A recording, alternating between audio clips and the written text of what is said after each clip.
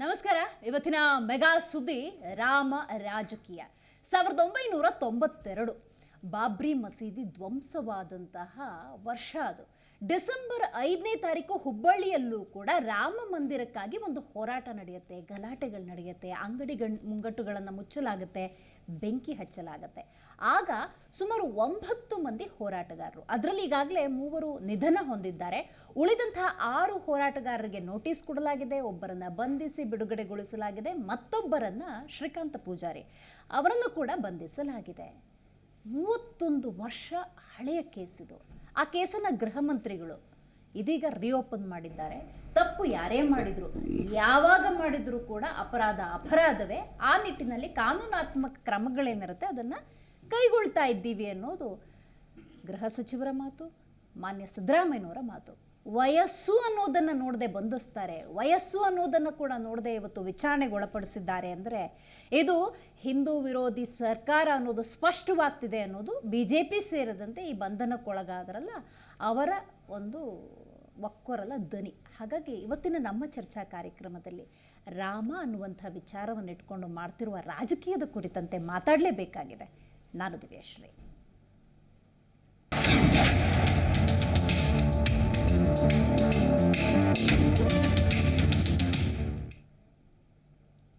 ನಿನ್ನೆ ಮೊನ್ನೆ ಅಲ್ಲ, ಕಳೆದ ವರ್ಷ ಅಲ್ಲ, 31 ವರ್ಷ ಹಳೆಯ ಕೇಸಿದು. ಹುಬ್ಬಳ್ಳಿಯಲ್ಲಿ ಇಬ್ಬರು ಹಿಂದೂ ಪರ ಹೋರಾಟಗಾರರ ಬಂಧನವಾಗಿದೆ. ರಾಮ ಮಂದಿರ ಉದ್ಘಾಟನಾ ದಿನಾಂಕ ಹತ್ತಿರವಾಗ್ತಾ ಇದ್ದಂತೆ ಅರೆಸ್ಟ್ ಆಗಿದೆ. ಇದನ್ನು ದುರಂತ ಅನ್ನಬೇಕು ಅಥವಾ ಕಾಂಗ್ರೆಸ್ ಸರ್ಕಾರದ ಸ್ಟ್ರಾಟಜಿ ಅನ್ನಬೇಕು. ಈ ಸ್ಟ್ರಾಟಜಿಯನ್ನು ಕೂಡ ಫ್ರೂಟ್ಫುಲ್ ಆಗಿ ತನಗೆ ಬೇಕಾದ ಹಾಗೆ ಬದಲಿಸಿಕೊಳ್ಳುವ BJPಯ ಮುಂದಿನ ಎಜೆಂಡಾ ಅನ್ನಬೇಕು, ಅರ್ಥ ಆಗ್ತಿಲ್ಲ. ಬಟ್ 31 ವರ್ಷದ ಹಳೆಯ ಕೇಸಿದು.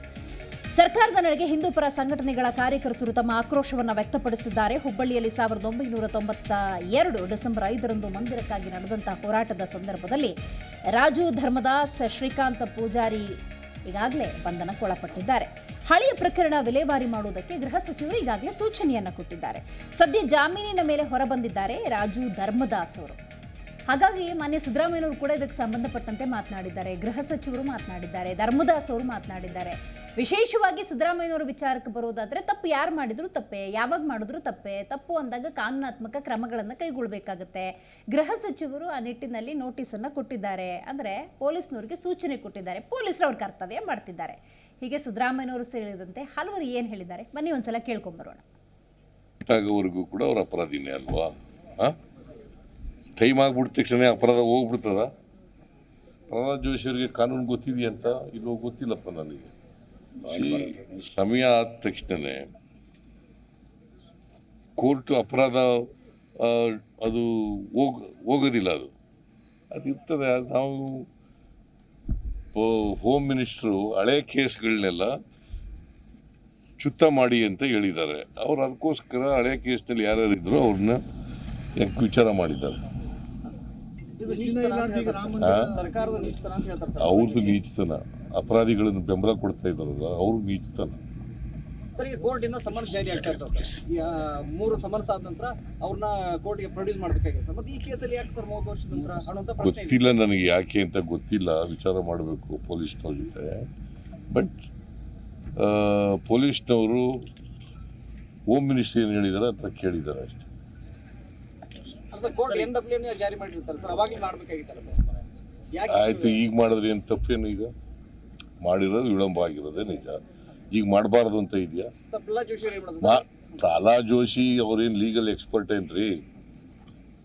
ಲೀಗಲ್ ರಿಮ್ಯೂನರ್ ಪ್ರಹ್ಲಾದ್ ಜೋಶಿ ಅವರು ಅವರೇ ಕೋರ್ಟಾ? ಪ್ರಹ್ಲಾದ್ ಜೋಶಿ ಹೇಳೋದನ್ನೇ ವೇದವಾಕ್ಯ ಅಂತಂದ್ರೆ ಹೆಂಗೆ? 31 ವರ್ಷದ ಹಳೆ ಕೇಸನ್ನ ರಿಓಪನ್ ಮಾಡಿ 5 ವರ್ಷ ಅಲ್ಲ, 10 ವರ್ಷ ಅಲ್ಲ, 31 ವರ್ಷದ ಹಳೆ ಕೇಸನ್ನ ರಿಓಪನ್ ಮಾಡಿ ಹಿಂದೂ ಕಾರ್ಯಕರ್ತ ಶ್ರೀಕಾಂತ್ ಪೂಜಾರಿ ಅವ್ರನ್ನ ಬಂಧನ ಮಾಡಿರ್ತಕ್ಕಂಥದ್ದು, ಅರೆಸ್ಟ್ ಮಾಡಿರ್ತಕ್ಕಂಥದ್ದು ಭಾರತೀಯ ಜನತಾ ಪಾರ್ಟಿ ಬಲವಾಗಿ ನಾವು ಖಂಡಿಸ್ತೇವೆ. ಯಾವ ಸಂದರ್ಭದಲ್ಲಿ ಹಿಂದೂ ಕಾರ್ಯಕರ್ತನನ್ನ, ರಾಮ ಭಕ್ತನನ್ನ ಇವರು ಬಂಧಿಸಿದ್ದಾರೆ ಅಂತ ಹೇಳಿದ್ರೆ, ಇಡೀ ರಾಜ್ಯದಲ್ಲಿ, ಇಡೀ ದೇಶದಲ್ಲಿ ಕೋಟ್ಯಾಂತರ ಹಿಂದೂ ಕಾರ್ಯಕರ್ತರು ಜನವರಿ 22ರಂದು ಅಯೋಧ್ಯೆಯಲ್ಲಿ ಭಗವಾನ್ ಶ್ರೀರಾಮನ ಒಂದು ಪ್ರತಿಷ್ಠಾಪನೆ ಆಗ್ತಾ ಇರ್ತಕ್ಕಂಥ ಶುಭ ಸಂದರ್ಭದಲ್ಲಿ ಇಡೀ ದೇಶದಲ್ಲಿ ಇವತ್ತು ಸಂಭ್ರಮದ ವಾತಾವರಣ ಇದೆ, ಸಂಭ್ರಮಾಚರಣೆ ನಡೀತಾ ಇದೆ. ಇಂಥ ಸಂದರ್ಭವನ್ನು ಆಯ್ಕೆ ಮಾಡ್ಕೊಂಡಿರ್ತಕ್ಕಂಥ ರಾಜ್ಯದ ಕಾಂಗ್ರೆಸ್ ಸರ್ಕಾರ ಒಂದು ಹಿಂದೂ ವಿರೋಧಿ ಸರ್ಕಾರ ಅನ್ನೋದನ್ನ ಕೇವಲ ಕರ್ನಾಟಕ ರಾಜ್ಯಕ್ಕಷ್ಟೇ ಅಲ್ಲ, ಇಡೀ ದೇಶಕ್ಕೆ ಇವರು ತೋರಿಸ್ಕೊಟ್ಟಿದ್ದಾರೆ. 92 ಒಳಗೆ ಸರ್ 7ನೇ ತಾರೀಕಲ್ಲಿ ಬಾಬ್ರಿ ಮಸೀದ್ ಬಿತ್ತು ಅಂತೇಳಿ ಇಲ್ಲಿ ಎಲ್ಲ ಇದಾಯ್ತಲ್ರಿ, ಇಲ್ಲಿ ಗಲಾಟೆ ಸ್ಟಾರ್ಟ್ ಆಗಿತ್ತು. ಗಲಾಟೆ ಸ್ಟಾರ್ಟ್ ಆದಮೇಲೆ ಈಗ ಜನಕ್ಕೆ ತೊಂದರೆ ಇದ್ದಾರೆ, ಬೆಲ್ಲಿ ಬೆಂಕಿ ಹತ್ತು ಅವು ಇವು ನಡೀದಾದವ, ಅವತ್ತು ನಾವು ಜನಕ್ಕೆ ಉಳಿಸೋದು ಏನು ನೀರು ಹಾಕಿ ಆರಿಸೋ ಅಂತ ಮಾಡ್ಕೊಂಡು ಬಂದಿದ್ದೀವಿ ನಾವು. ಅವಾಗ ಏನಾಗಿದೆ ಆ ಟೈಮ್ನಲ್ಲಿ ಇದು ನಮಗೆ ಅರೆಸ್ಟ್ ಮಾಡಿದ್ರೆ ಕೇಸ್ ಅದು ಹೋತ್ರಿ ಮುಗೀತು. ಇದು ಹೊಸ ಕೇಸ್ ಎಲ್ಲಿದ್ದು ಬಂತೇನೋ ಗೊತ್ತಿಲ್ಲ. ನಾವು 18 ತಿಂಗಳ ಕುಂತು ಬಂದೇವ್ರಿ, ಒಮ್ಮೆ 19 ತಿಂಗಳ ಕುಂತು ಬಂದೇವೆ, ಎಲ್ಲ ಕುಂತು ಜೈಲಿಗೆ ಕುಂತು ಇದರ ರಾಮ ಮಂದಿರ ಸಲುವಾಗಿ ರೀ. ಮೊನ್ನೆ 19ನೇ ತಾರೀಕು ದಿವಸ ನಮ್ಗೆ ಕರೆದ್ರೆ ಟೌನ್ ಪೊಲೀಸರು ಕರೆಯಾಕತ್ತಾರಂದ್ರೆ ಹೋದೆ, ಪೊಲೀಸ್ ACP ಸಾಹೇಬರು ಕರೆಯಾಕತ್ತಾರಂದ್ರೆ ಹೋದೆ. ನಿಮ್ದು ಹಳೆಯ ಕೇಸ್ ಐತಿ ಅಂದ್ರೆ ನಂದು ಯಾವ ಇಲ್ಲ ಸರ್ ಅಂದೆ. ಅಂದ್ಕೊಳ್ಳಿ ಇಲ್ಲ ಐತಿ ಅಂತ ಹೇಳಿದ್ರೆ ಇಲ್ಲಿಗೆ 2 ತಾಸು ಟೈಮ್ ಕೊಡ್ರಿ ಸರ್, ನನ್ನ ಬೇಲು ಆಗಿದ್ದೈತೆ ನೋಡಿರಿ ಸರ್, ಅದಂಟು ಕೊಟ್ಟಿದ್ದೈತೆ ಸರ್ ಅಂದರೆ ಅವರು ಇದು ಮಾಡಿಲ್ಲ. ಕೋರ್ಟಿಗೆ ಹಾಜರು ಮಾಡಿ ವಕೀಲರು ಪಾಪ ಬಂದು 1 ತಾಸಿನಲ್ಲಿ ಧಾರವಾಡ ನನ್ನ ಕಾಪಿ ಹಳೆ ಕಾಪಿ ತೊಗೊಂಬಂದರು.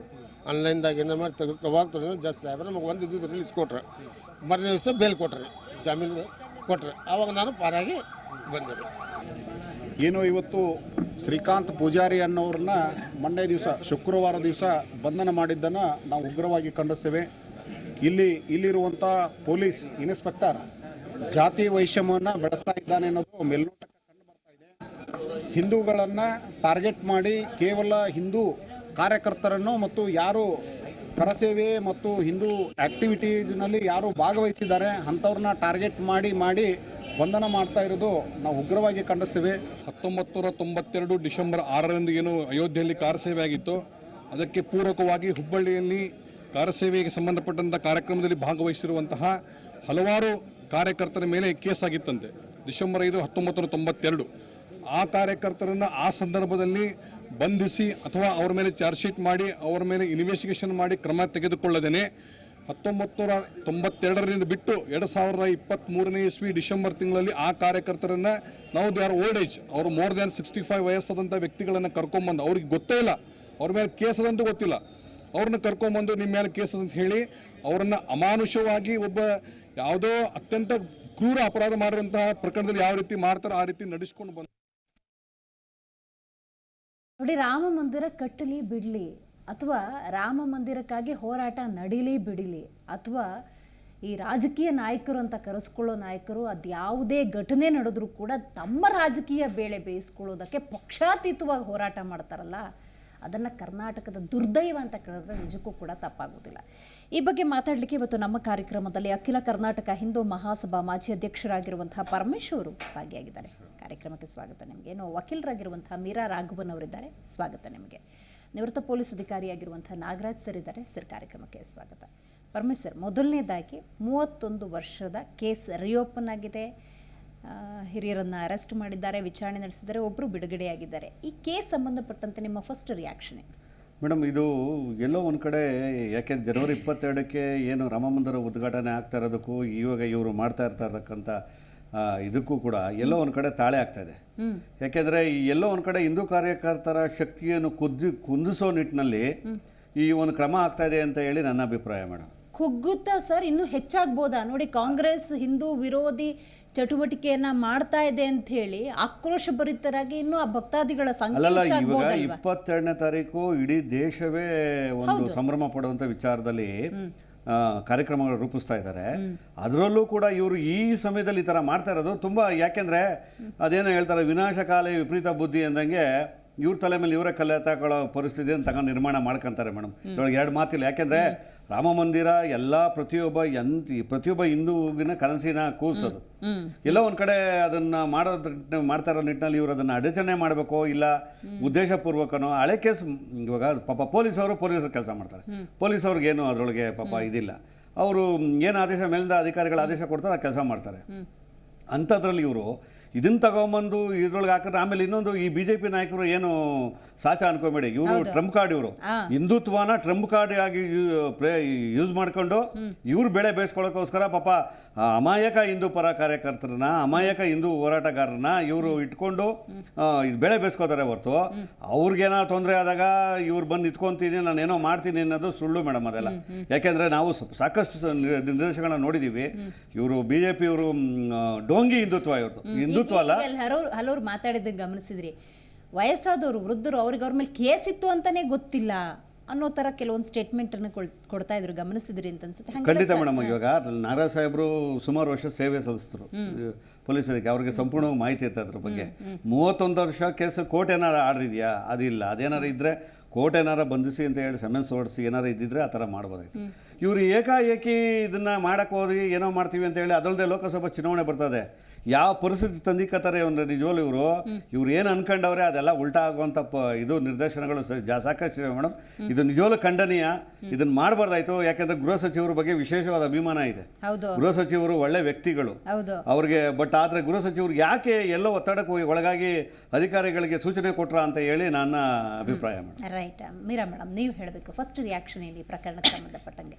ಈಗ ಇದು 30 ವರ್ಷ ಹಳೆ ಪ್ರಕರಣ, 92 ಅಲ್ಲಿ ಆಗಿರ್ತಕ್ಕಂಥದ್ದು. 436 ಏನು ಮನೆಗೆ ಬೆಂಕಿ ಹಚ್ಚಿದ್ರು ಅನ್ನೋ ಪ್ರಕರಣದಲ್ಲಿ ಇವ್ರನ್ನ ಆರೋಪಿ ಮಾಡಿರ್ತಕ್ಕಂಥದ್ದು. ಅದು FIR ಮಾಡಿದಾಗ ಇವ್ರ ಹೆಸರಿಲ್ಲ, ಚಾರ್ಜ್ ಶೀಟಲ್ಲಿ ಮಾಡಿರ್ತಕ್ಕಂಥದ್ದು. ಸೊ ಇಷ್ಟು ವರ್ಷ ಏನು ಮಾಡ್ತು ಪೊಲೀಸ್ನವರು ಏನು ಮಾಡಿದ್ರು?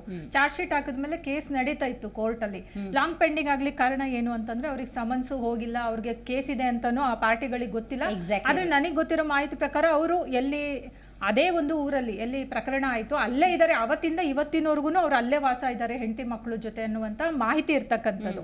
ಆದರೆ ಈ ರೀತಿ ಅದು ಅವ್ರಿಗೆ ವಿಷಯ ಗೊತ್ತಿಲ್ಲ, ಇವ್ರು ಹೋಗಿ ಅವ್ರನ್ನ ಅವಾಗ ಅರೆಸ್ಟ್ ಮಾಡಿಲ್ಲ, ಕೋರ್ಟಿಗೆ ಪ್ರೊಡ್ಯೂಸ್ ಮಾಡಿಲ್ಲ, ಆ ಪ್ರಕರಣ ನಡ್ಕೊಂಡು ಬಂದಿಲ್ಲ, ಲಾಂಗ್ ಪೆಂಡಿಂಗ್ ಆಗಿದೆ ಅನ್ನುವಂಥದ್ದು.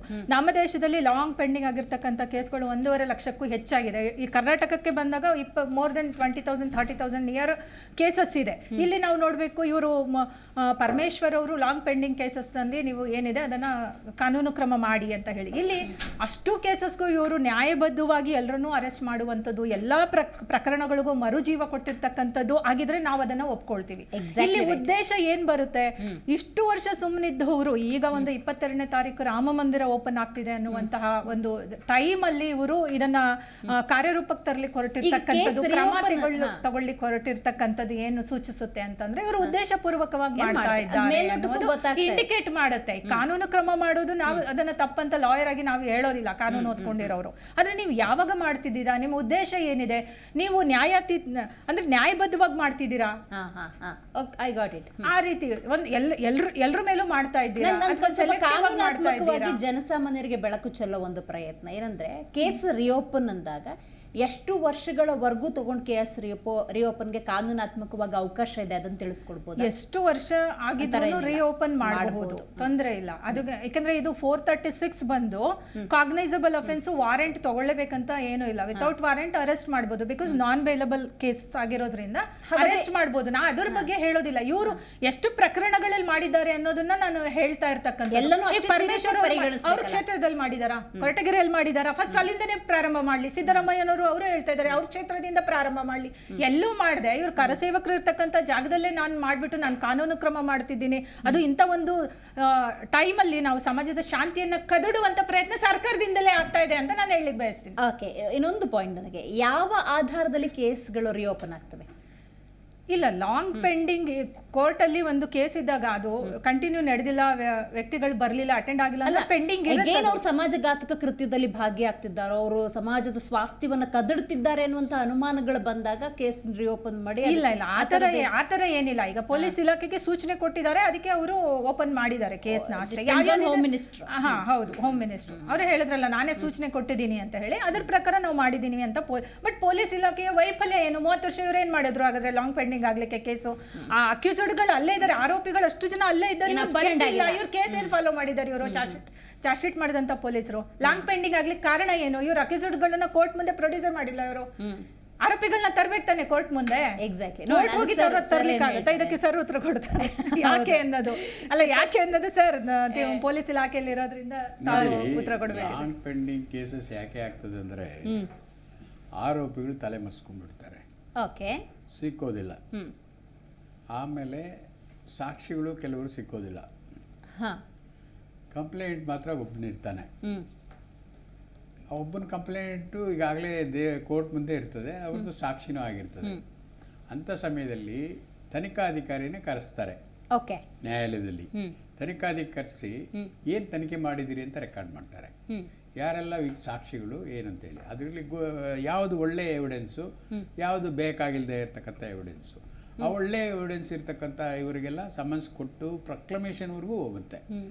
ಅಲ್ಲಿನೂ ಸಿಕ್ಕಲಿಲ್ಲ ಅಂತ ಹೇಳಿದ್ರೆ ಅಪರಾಧಿಗಳು ಸಿಕ್ಕಲಿಲ್ಲ, ಸಾಕ್ಷಿಗಳು ಸಿಗ್ತಾ ಇಲ್ಲ, ಬರ್ತಾ ಇಲ್ಲ. ಅಂಥ ಸಂದರ್ಭದಲ್ಲಿ ಏನು ಮಾಡ್ತಾರೆ, ಈ ನ್ಯಾಯಾಲಯ ಇದು ಲಾಂಗ್ ಪೆಂಡಿಂಗ್ ಕೇಸ್ ಅಂತ, ಅಂದರೆ ಡಾರ್ಮೆಂಟ್ ಫೈಲ್ ಅಂತ ಮಾಡ್ತಾರೆ. ಅದು that's nothing but A dormant file for this purpose of avoiding the court time waste ಮಾಡೋ ಬದಲು ಈ ಥರ ವಿನಾಕಾರಣ ಕರೆದು ಮಾಡ್ತಾರೆ. ಅದು ಎಷ್ಟೋ ವರ್ಷ ನಡೆದಿರುತ್ತೆ. ಕನಿಷ್ಠ ಅಂದರೆ ನನಗೆ ಗೊತ್ತಿದ್ದಂಗೆ ಒಂದು 10 ವರ್ಷ ನಡೆದಿರ್ತದೆ. ಹಾಗೆ ಸಾಕ್ಷಿಗಳಿಗೆ ಸಮನ್ಸ್ ಕೊಡ್ತಾರೆ, ಬರಲ್ಲ, ಕಿಜರು ಬರಲ್ಲ. ಅಂಥ ಟೈಮಲ್ಲಿ ಪೊಲೀಸರು ವಿಫಲರಾಗಿರ್ತಾರೆ, ಅವ್ರನ್ನ ಪ್ರೊಡ್ಯೂಸ್ ಮಾಡೋಕ್ಕೆ ಆಗೋದಿಲ್ಲ ಅಂತ ವರದಿನೂ ಕೊಟ್ಟಿರ್ತಾರೆ. ಆಗ ತನಿಖಾಧಿಕಾರಿನ ಕರೆದು ಸಾಕ್ಷಿ ಮಾಡಿಸಿ ಅದನ್ನು ಲಾಂಗ್ ಪೆಂಡಿಂಗ್ ಕೇಸ್ ಅಂತ ಅಥವಾ ಡಾರ್ಮೆಂಟ್ ಫೈಲ್ ಅಂತ ಮಾಡ್ತಾರೆ. ಆದರೆ ತನಿಖಾಧಿಕಾರಿ, ಈಗ ನಾನು ಹೋದೆ, ನನ್ನ ಜಾಗಕ್ಕೆ ಇನ್ನೊಬ್ಬರು ಬರ್ತಾರಲ್ಲ, ಅದನ್ನು ಕೂಡ ಚಾರ್ಜ್ ಕೊಟ್ಟಿರ್ತಾರೆ ಫಾಲೋ ಅಪ್ ಮಾಡಲಿಕ್ಕೆ. ಆ ಫಾಲೋ ಅಪ್ ಮಾಡುವಾಗ ಏನು ಮಾಡಬೇಕು, ಪ್ರತಿ ತಿಂಗಳ ಕೊನೆಯಲ್ಲಿ ಅವ್ರನ್ನ ತಲಾಶ್ ಮಾಡಲಿಕ್ಕೆ ಏನೆಲ್ಲ ಪ್ರಯತ್ನ ಮಾಡಿದ್ದೀನಿ ಅದಕ್ಕೆ ಒಂದು ಕೇಸ್ ಡೈರಿ ಬರಿಬೇಕು, ರಿಪೋರ್ಟ್ ಸಲ್ಲಿಸಬೇಕು, ಮೇಲಧಿಕಾರಿಗಳಿಗೆ ಸಲ್ಲಿಸಬೇಕು. ಏನೆಲ್ಲ ಕಣ್ಮುಚ್ಕೊಂಡು ಕೂತಿದ್ರಾ? ಎಕ್ಸಾಕ್ಟ್ಲಿ 31 ವರ್ಷ. ಅರ್ಥ ಆಯ್ತಾ ನಿಮಗೆ? ಇದು ಪೊಲೀಸ್ ವ್ಯವಸ್ಥೆಯಲ್ಲಿ ಆರ್ತಕ್ಕಂಥ ದುರಾಡಳಿತದ ಒಂದು ಸಾಕ್ಷಿ. ಅದಕ್ಕೆ ಕೇಳಿ, ಇಲ್ಲಿ ಹೋಮ್ ಮಿನಿಸ್ಟರ್ ರೋಲ್ ಇಲ್ಲ, ಚೀಫ್ ಮಿನಿಸ್ಟರ್ ರೋಲ್ ಇಲ್ಲ, ಯಾವ ಪೊಲಿಟಿಕಲ್ ಪಾರ್ಟೀಸ್ದು ರೋಲ್ ಇಲ್ಲ. ನಾನೊಬ್ಬ ಪೊಲೀಸ್ ಮೆನ್ ಆದರೆ ನನಗೆ ಕಾನೂನು ಜಾರಿಗೊಳಿಸೋದು ಅಷ್ಟೇ ಕೆಲಸ. ಆಗಿದ್ರೆ ಇದು ಚಾಚು ತಪ್ಪದೆ ಮಾಡಿದ್ರೆ ಯಾವತ್ತೂ ಮನೆ ಮುಂದೆ ಇರ್ತಕ್ಕಂಥ ಅಪರಾಧಿ ಅವನೇನು ಓಡುವುದಿಲ್ಲ, ಅವನು ಒಳ್ಳೆ ಜೀವನ ಮಾಡ್ತಾ ಇದ್ದಾನೆ, ಅವನೇನು ಚಾಳೆಗೆ ಬಿದ್ದ ಕಳ್ಳ ಅಲ್ಲ. ಆಮೇಲೆ ಯಾವ್ದು ಮನೆಗೂ ಬೆಂಕಿ ಕೊಟ್ಟಿಲ್ಲ. 6ನೇ ಅಲ್ಲ, ಡಿಸೆಂಬರ್ 6ಕ್ಕೆ ಏನಾಯ್ತು ಅಂತ ನಾನು ಸಾಕ್ಷೀಕರಿಸಿದ್ದೀನಿ. ನಾನು ಮಾಗಡಿ ರೋಡಲ್ಲಿ ಇದ್ದೀನಿ, ಜಯನಗರದಲ್ಲಿ ಡ್ಯೂಟಿ ಮಾಡಿದ್ದೀನಿ ಅವತ್ತೊಂದು ದಿವಸ. ನಮ್ಗೆ ಗೊತ್ತಿದೆ 12 ಜನ ಹೆಣ್ಣಗಳು ಉರುಳಿದಾವೆ ಆ 3 ದಿವಸದಲ್ಲಿ. ಇದನ್ನ ನೋಡಿದವನು ನಾನು, ಮಾಡಿದವನು ನಾನು. ಆಗಿರುವಾಗ ಇದೊಂದು ದುರಂತ ಆಗಬಾರ್ದಾಗಿತ್ತು, ಆಯಿತು ಅಂದಮೇಲೆ ಯಾವೊಂದು ಒಂದು ಆ ಉದ್ವೇಗದಲ್ಲಿ ಸಾಕಷ್ಟು ಅನಾಹುತಗಳು ನಡೆದವು. ಈಗ ಪರ್ಟಿಕ್ಯುಲರ್ ಈ ಕೇಸಿಗೆ ಬರೋದಾದ್ರೆ ಮೀರವ್ರು ಆಗ್ಲೇ ಹೇಳಿದ್ರು ಅವರು ಅಬ್ಸ್ಕ್ಯಾಂಡ್ ಆಗಿಲ್ಲ. ಅದೇ ಕೇಳಿ, ಅಬ್ಸ್ಕ್ಯಾಂಡ್ ಆಗಿಲ್ಲ ಅಂದ್ರೆ ಯಾಕೆ? ಹಾಗಾದ್ರೆ ವಿಫಲತೆ ಯಾರ್ದು? ಹೋಮ್ ಮಿನಿಸ್ಟರ್ದ, ಪೊಲೀಸ್ ಇಲಾಖೆ, ಅಥವಾ ಯಾರು ದೂರು ಕೊಟ್ರಲ್ಲ ಅವ್ರದ? ಪೊಲೀಸರದು. ಪೊಲೀಸರಿಗೆ ಏನ್ ಮಾಡ್ಬೇಕಾಯ್ತು? ಎವ್ರಿ ಮಂತ್ ಎಫರ್ಟ್ಸ್ ಮಾಡ್ಬೇಕಾಯ್ತು ತಲಾಶ್ ಮಾಡ್ಲಿಕ್ಕೆ. ನಾನು ನನ್ನ ಅವಧಿಯಲ್ಲಿ ಈ ತರ ಮಾಡಿ ಸಾಕಷ್ಟು ಕೇಸನ್ನ ಆಗಿಂದಾಗೆ, ಈಗ ಯಾವಾಗ ಸಾಕ್ಷಿ ಸಿಗ್ತಾರೆ, ಅಪರಾಧಿ ಸಿಕ್ಕಿದ್ದಾನೆ ಅಂತ ಹೇಳಿದ್ರೆ ಕೇಸ್ ಮುಂದೆ ನಡೆಸ್ತಾರೆ. ರಿಓಪನ್ ಮಾಡಬೇಕು. ಯಾರು ಮಾಡಬೇಕು? ವರದಿ ಯಾರಿಂದ ಹೋಗ್ಬೇಕು? ತನಿಖಾಧಿಕಾರಿಯಿಂದ ಹೋಗ್ಬೇಕು. ಈ ತರ ಸಾಕ್ಷಿ ಸಿಕ್ಕಿದಾನಂತ ಆರೋಪಿ ಮೇಲೆ ಹೆಂಗೂ ವಾರಂಟ್ ಪೆಂಡಿಂಗ್ ಇತ್ತು, ಪ್ರೊಕ್ಲಮೇಷನ್ ಪೆಂಡಿಂಗ್ ಇತ್ತಲ್ಲ, ಅದನ್ನ ತೆರಿಗೆ ಇಶ್ಯೂ ಮಾಡಿ ಅಂತೇಳಿ ತಗೊಂಡು ಅವನ್ನ ಎಕ್ಸಿಕ್ಯೂಟ್ ಮಾಡ್ಬೋದು. ಇಲ್ಲ ಇವರೇ ಪ್ರೊಡ್ಯೂಸ್ ಮಾಡಿ ಈ ತರ ಹಿಂದೆ ಕಾಲದಲ್ಲಿ ಲಾಸ್ಟ್ ಡೇಟ್ಗೆ ಯಾವತ್ತು ಇರ್ತದೆ ಅದು ಕೇಸ್ ಡೈರಿ ಅಂತ ಬರ್ದಿರ್ತಾರೆ, ಕೋರ್ಟ್ ಪ್ರೋಗ್ರೆಸ್ ಡೈರಿ ಅಂತಾನು ಬರ್ದಿರ್ತಾರೆ. ಅದು ಮ್ಯಾಚ್ ಆದ್ರೆ ಅವನು ನ್ಯಾಯಾಲಯದಲ್ಲಿ ಆಟೋಮೆಟಿಕ್ ಓಪನ್ ಆಗುತ್ತೆ ಕೇಸ್. ಆ ನಂತರದಲ್ಲಿ as it is proceedings last ಎಲ್ಲಿ ನಿಂತಿತ್ತು, ಕಂಪ್ಲೇನೆಂಟ್ ಒಬ್ಬರದ್ದು ಸಾಕ್ಷಿ ಆಗಿತ್ತು, ಇವ್ರದ್ದು ಯಾರು ತನಿಖಾಧಿಕಾರಿದಾಗಿತ್ತು. ತನಿಖಾಧಿಕಾರಿ ಏನೆಲ್ಲ ಮಾಡಿದ್ರೆ ಅಂತ ಹೇಳ್ತಾನೆ, ಅಲ್ಲಿ ಒಳ್ಳೆ ಸಾಕ್ಷಿ ಯಾವುದಿರುತ್ತೆ ಅದಕ್ಕೆಲ್ಲ ಸಮನ್ಸ್ ಕೊಟ್ಟು ಕೇಸು ಯಥಾ ಪ್ರಕಾರವಾಗಿ ನಡೀತದೆ. ಇದೇನು ವಿಶೇಷ ಏನಲ್ಲ, ಮಾಡುವಂತ ಕೆಲಸ. ಈಗ ಸರ್ ಹೇಳಿದ್ರು ಪೊಲೀಸ್ ಇಲಾಖೆಯ ಸಮಗ್ರ ವೈಫಲ್ಯ ಅನ್ನೋದು ಇಲ್ಲಿ ಕಂಡು ಬರ್ತಿದೆ. ಅಫ್ಕೋರ್ಸ್ ನೀವಾಗಲೇ ಹೇಳ್ದಂಗೆ ಬೇಕಾದಷ್ಟು ಕೇಸ್ಗಳಿದ್ದಾವೆ. ವೈ ಈ ಪರ್ಟಿಕ್ಯುಲರ್ ಕೇಸ್ ಯಾಕೆ? ಅದು ಹುಬ್ಬಳ್ಳಿಯಿಂದನೇ ಆರಂಭ ಆಗಿದೆ. ಏನಕ್ಕೆ?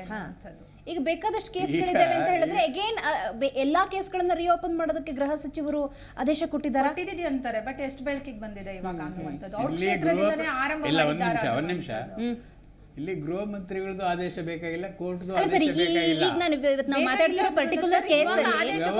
ವ್ಯವಸ್ಥೆಯ ದಿನನಿತ್ಯದ ಕೆಲಸ. I completely agree sir.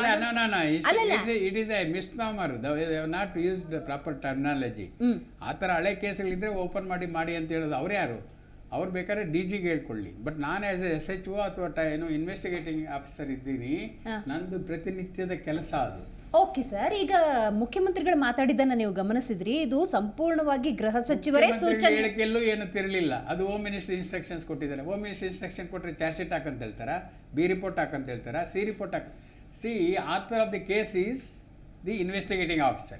ಒಟ್ಟಲ್ಲಿ ಅವನ ಡಿಸಿಷನ್ ಇಲ್ಲಿ ಸ್ವಲ್ಪ ಅವನ ಡಿಸಿಷನ್ ಅಲ್ಲಿ ನ್ಯಾಯಾಲಯ ಕೂಡ ಇಂಟರ್ಫಿಯರ್ ಆಗಬಾರ್ದಂತಿದೆ ಹಾ ಹಾ ಕಾನೂನು. got it, ಈಗಿನ got it. CRPC ಮುಂಬರುವ CRP ಇದು ಭಾರತೀಯ ನ್ಯಾಯ ಸಂಹಿತೆ ಇದರಲ್ಲಿ ಗೊತ್ತಿಲ್ಲ ನನಗೆ, ಯಾಕಂದ್ರೆ ಹೊಸದಾಗಿ ಈಗ ಅಮೆಂಡ್ ಆಗಿದೆಯಲ್ಲ, ಅದು ಇನ್ನು ಅಧ್ಯಕ್ಷರ ಒಂದು ಮುದ್ರೆ ಬೀಳ್ಬೇಕು. ಅದ್ರ ತನಕ ಇದು ಈ ತರ ಇದೆ. ಮೇಡಮ್, ನಿಮ್ದು ರಿಯಾಕ್ಷನ್ ಬೇಕೇ ಬೇಕು. ಸರ್ ಹೇಳ್ತಿದ್ರಿ ಈಗ ಸಮಗ್ರವಾಗಿ ಪೊಲೀಸ್ ಇಲಾಖೆ ವೈಫಲ್ಯ ಅಂಡ್ ಒಂದು ರೆಗ್ಯುಲರ್ ರೂಟ್ ಡ್ಯೂಟಿ ಇರುತ್ತೆ. ಈ ಕೇಸ್ ಕಂಪ್ಲೀಟ್ ರೆಸ್ಪಾನ್ಸಿಬಿಲಿಟಿ ಅವ್ರ ಟೈಮ್ಗೆ ಏನು ಬರುತ್ತೆ ಮಾಡಲೇಬೇಕು. ಸೊ ಇಲ್ಲಿ ನಿಮ್ದೇನಾದ್ರೂ ಆಕ್ಷೇಪಣೆ ಇದೆಯಾ? ಅಲ್ಲ, ಆವಾಗ ಅದು ಪೊಲೀಸ್ ಇಲಾಖೆ ವೈಫಲ್ಯನೇ ಹೌದು. ಯಾಕಂದ್ರೆ ಅವರು ಅದನ್ನ ಕೇಸ್ ಅಂತ ಮಾಡಿದ್ಮೇಲೆ ಕಂಟಿನ್ಯೂ ಕರೆಕ್ಟಾಗಿ ಅವ್ರ ಆರೋಪಿಗಳನ್ನ ಅವರು ಪತ್ತೆ ಹಚ್ಚಿ ಕೋರ್ಟ್ ಮುಂದೆ ಇಡಬೇಕು. ಇಲ್ಲಿ ಪರಾರಿ ಆಗಿಲ್ಲ. ಇವ್ರೇನ್ ಮಾಡಿದ್ರು, ಅಬ್ಸ್ಟ್ಯಾಂಡಿಂಗ್ ಅಂತ ಬರೆದು ಅದನ್ನ ಅದು ಕೋರ್ಟಲ್ಲಿ ಪೆಂಡಿಂಗ್ ಆಯ್ತು, ಕೋರ್ಟಲ್ಲಿ ನಡೆದಿದೆ. ಇಲ್ಲಿ ಏನು ವಿಚಾರಣಾ ಹಂತದಲ್ಲಿ ಇಲ್ಲ ಇದು ಕೇಸು, ಇದು ಕೋರ್ಟ್ ಮುಂದೆ ಇರ್ತಕ್ಕಂಥ ಚಾರ್ಜ್ ಶೀಟ್ ಆಗಿ ಇಲ್ಲಿ ಕೋರ್ಟ್ ಮುಂದೆ ಇರ್ತಕ್ಕಂಥದ್ದು ಹಂಗಾರೆ ಪೊಲೀಸ್ನವ್ರ ಮೇಲೆ ಕ್ರಮ ತಗೋಬೇಕು ಸರ್. ಯಾಕೆ ಇಷ್ಟು ಟೈಮ್ ಆಯ್ತು ಅಂತ ಹೇಳಿ. ರೈಟ್. ಇದು ಅಂದ್ರೆ ಒಂದು ಕಾನೂನುಬದ್ಧವಾಗಿ ಒಂದು ಕೇಸ್ ಅಂತ ನೋಡಿದಾಗ ಈಗ 30 ವರ್ಷದ ನಂತರ ಮರುಜೀವ ಪಡ್ಕೊಂಡಿರೋದ್ರಿಂದ ಇದು ರಾಜಕೀಯ ಬಣ್ಣ ಮತ್ತೆ ಧರ್ಮದ ಒಂದು ವಿಚಾರಗಳು ನನಗೆ ಹೇಳೋದಂದ್ರೆ ಸಂದರ್ಭ ಯಾವ ಟೈಮಲ್ಲಿ ಇವರು ಅದನ್ನ ಎಕ್ಸಾಕ್ಟ್ಲಿ. ಏನಂದ್ರೆ ರಾಮ ಮಂದಿರದ ಉದ್ಘಾಟನಾ ದಿನಾಂಕ ಅನೌನ್ಸ್ ಆಗುತ್ತೆ ಸರ್. ಅಲ್ಲಿ ತನಕ ಈ ರಾಮ ಮಂದಿರ ಈಗ ಮೋದಿ ಸರ್ಕಾರದ ಅವಧಿ ಇಲ್ಲ, ಎಷ್ಟೋ ಜನ ಮಾತಾಡಿರೋದು ನಾವು ನೋಡಿದ್ದೀವಿ. 500 ವರ್ಷಗಳ ಕನಸಿದು. ಹಿಂದಿನ ದೈವಾಧೀನರಾದಂತಹ ಪೇಜಾವರ ಶ್ರೀಗಳ ಜೊತೆ ನಾನೇ ಮಾತಾಡ್ತಾ ಇದ್ದ ಒಂದು ಸಂದರ್ಭದಲ್ಲಿ ಅವ್ರು ಹೇಳಿದ್ರು, ಬಹುದೊಡ್ಡ ಗಲಾಟೆ ಆಗ್ತಾ ಇತ್ತು. ಆ ರಾಮಲಲ್ಲ ಮೂರ್ತಿಯನ್ನು ಒಡೆದು ಹಾಕುವಂಥ ಸನ್ನಿವೇಶದಲ್ಲಿ ನನಗೆ ಬೇರೆ ಮಾರ್ಗ ಇರಲಿಲ್ಲ. ನಾನು ಆ ರಾಮಲನ್ನ ಮೂರ್ತಿಯನ್ನು ಅಪ್ಪಿಕೊಂಡು ಕೂತ್ಕೊಂಡೆ. ನನಗೆ ಹೊಡೆಯೋಕೆ ಬಂದರು, ಆ ಮೂರ್ತಿಯನ್ನು ಸೀಳೋಕೆ ಬಂದರು. ಆ ಸಂದರ್ಭದಲ್ಲಿ ಇದ್ದಂತಹ ಎಲ್ಲ ಸ್ವಾಮೀಜಿಗಳು ನನ್ನನ್ನು ಸುತ್ತುವರೆದ್ರು. ಅವರ ಮೇಲೆ ಬೆಂಕಿ ಬಿತ್ತು, ಅವರ ಮೇಲೆ ಏಟುಗಳು ಬಿತ್ತು. ಹೀಗೆ ನಾವು ರಾಮಲಲ್ಲ ಅನ್ನು ಕಾಪಾಡ್ಕೊಂಡ್ಬಂದ್ವಿ. ಇಂಥ ಒಂದು ಸನ್ನಿವೇಶಗಳ ನಡುವೆ ರಾಮ ಮಂದಿರ ನಿರ್ಮಾಣ ಅಂಥದ್ದು ಪ್ರತಿಯೊಬ್ಬ ಭಾರತೀಯನ ಕನಸಾಗಿತ್ತು. ಅದು ಧರ್ಮಾತೀತವಾಗಿ ಮಾತಾಡುವಂಥದ್ದು, ಒಂದು ಶುಭಗಳಿಗೆ ಅಂತ ಯೋಚನೆ ಮಾಡೋ ಸನ್ನಿವೇಶದಲ್ಲಿ ಈ ಕೇಸ್ಗಳು ರೀಓಪನ್ ಆಗುತ್ತೆ. ಆಗ ಪರ ವಿರೋಧ ಅನ್ನೋದಕ್ಕಿಂತ ಹೆಚ್ಚಾಗಿ ಅವರು ಹಿರಿಯರು ಈಗ ವಯಸ್ಸಾದವ್ರನ್ನ ಕರ್ಕೊಬಂದು ಇನ್ವೆಸ್ಟಿಗೇಟ್ ಮಾಡ್ತಿದ್ದಾರೆ ಅಂತ ಹೇಳಿದ್ರೆ ಏನು ಸೂಚಿಸ್ತಾ ಇದೆ ಇಲ್ಲಿ? ಏನಾಗಿದೆ ಅಂದರೆ, ಒಂದು ರಾಜಕೀಯ ಮಾತಾಡಬೇಕು ಅಂದರೆ ಇವ್ರಿಗೆ ಒಂದು ವಿಷಯ ಬೇಕಾಗಿತ್ತು, ಬಿಜೆಪಿಯವರಿಗೆ ಒಂದು ವಿಷಯ ಬೇಕಾಗಿತ್ತು. ಸಿಕ್ತು, ಇದು ಸಿಕ್ತು. ಇವ್ರು ಕೋಲ್ ಕೊಟ್ಟು ಇವರು ಬಿಜೆಪಿ ಬಿಡಲ್ಲ. ಮುಂದಿನ ಲೋಕಸಭಾ ಚುನಾವಣೆವರೆಗೂ ಬರೀ ಭಾಷಣದಲ್ಲಿ ಹಿಂದೂ ವಿರೋಧಿ ಸರ್ಕಾರ ಬಿಂಬಿಸೋದಲ್ಲಿ ಹೋಗ್ತಾರೆ ಹೊರತು ಅದು ಪರವಾಗಿ ಹೋಗಲ್ಲ. ಆಮೇಲೆ ಇವರು ಅಟ್ಲೀಸ್ಟ್ ನಮ್ಮ ನಾಗರಾಜ್ ಸಾಹೇಬ್ರು ಹೇಳ್ದಂಗೆ ಅದು ಕಾನೂನು ಪ್ರಕ್ರಿಯೆ ನಡೀತದೆ. ಬಟ್ ಪರ್ಟಿಕ್ಯುಲರ್ ಆಗಿ ಇವಾಗ ನಡೆಯೋದು ಕಾಕತಾಳಿ ಅಲ್ವಾ? ಅದು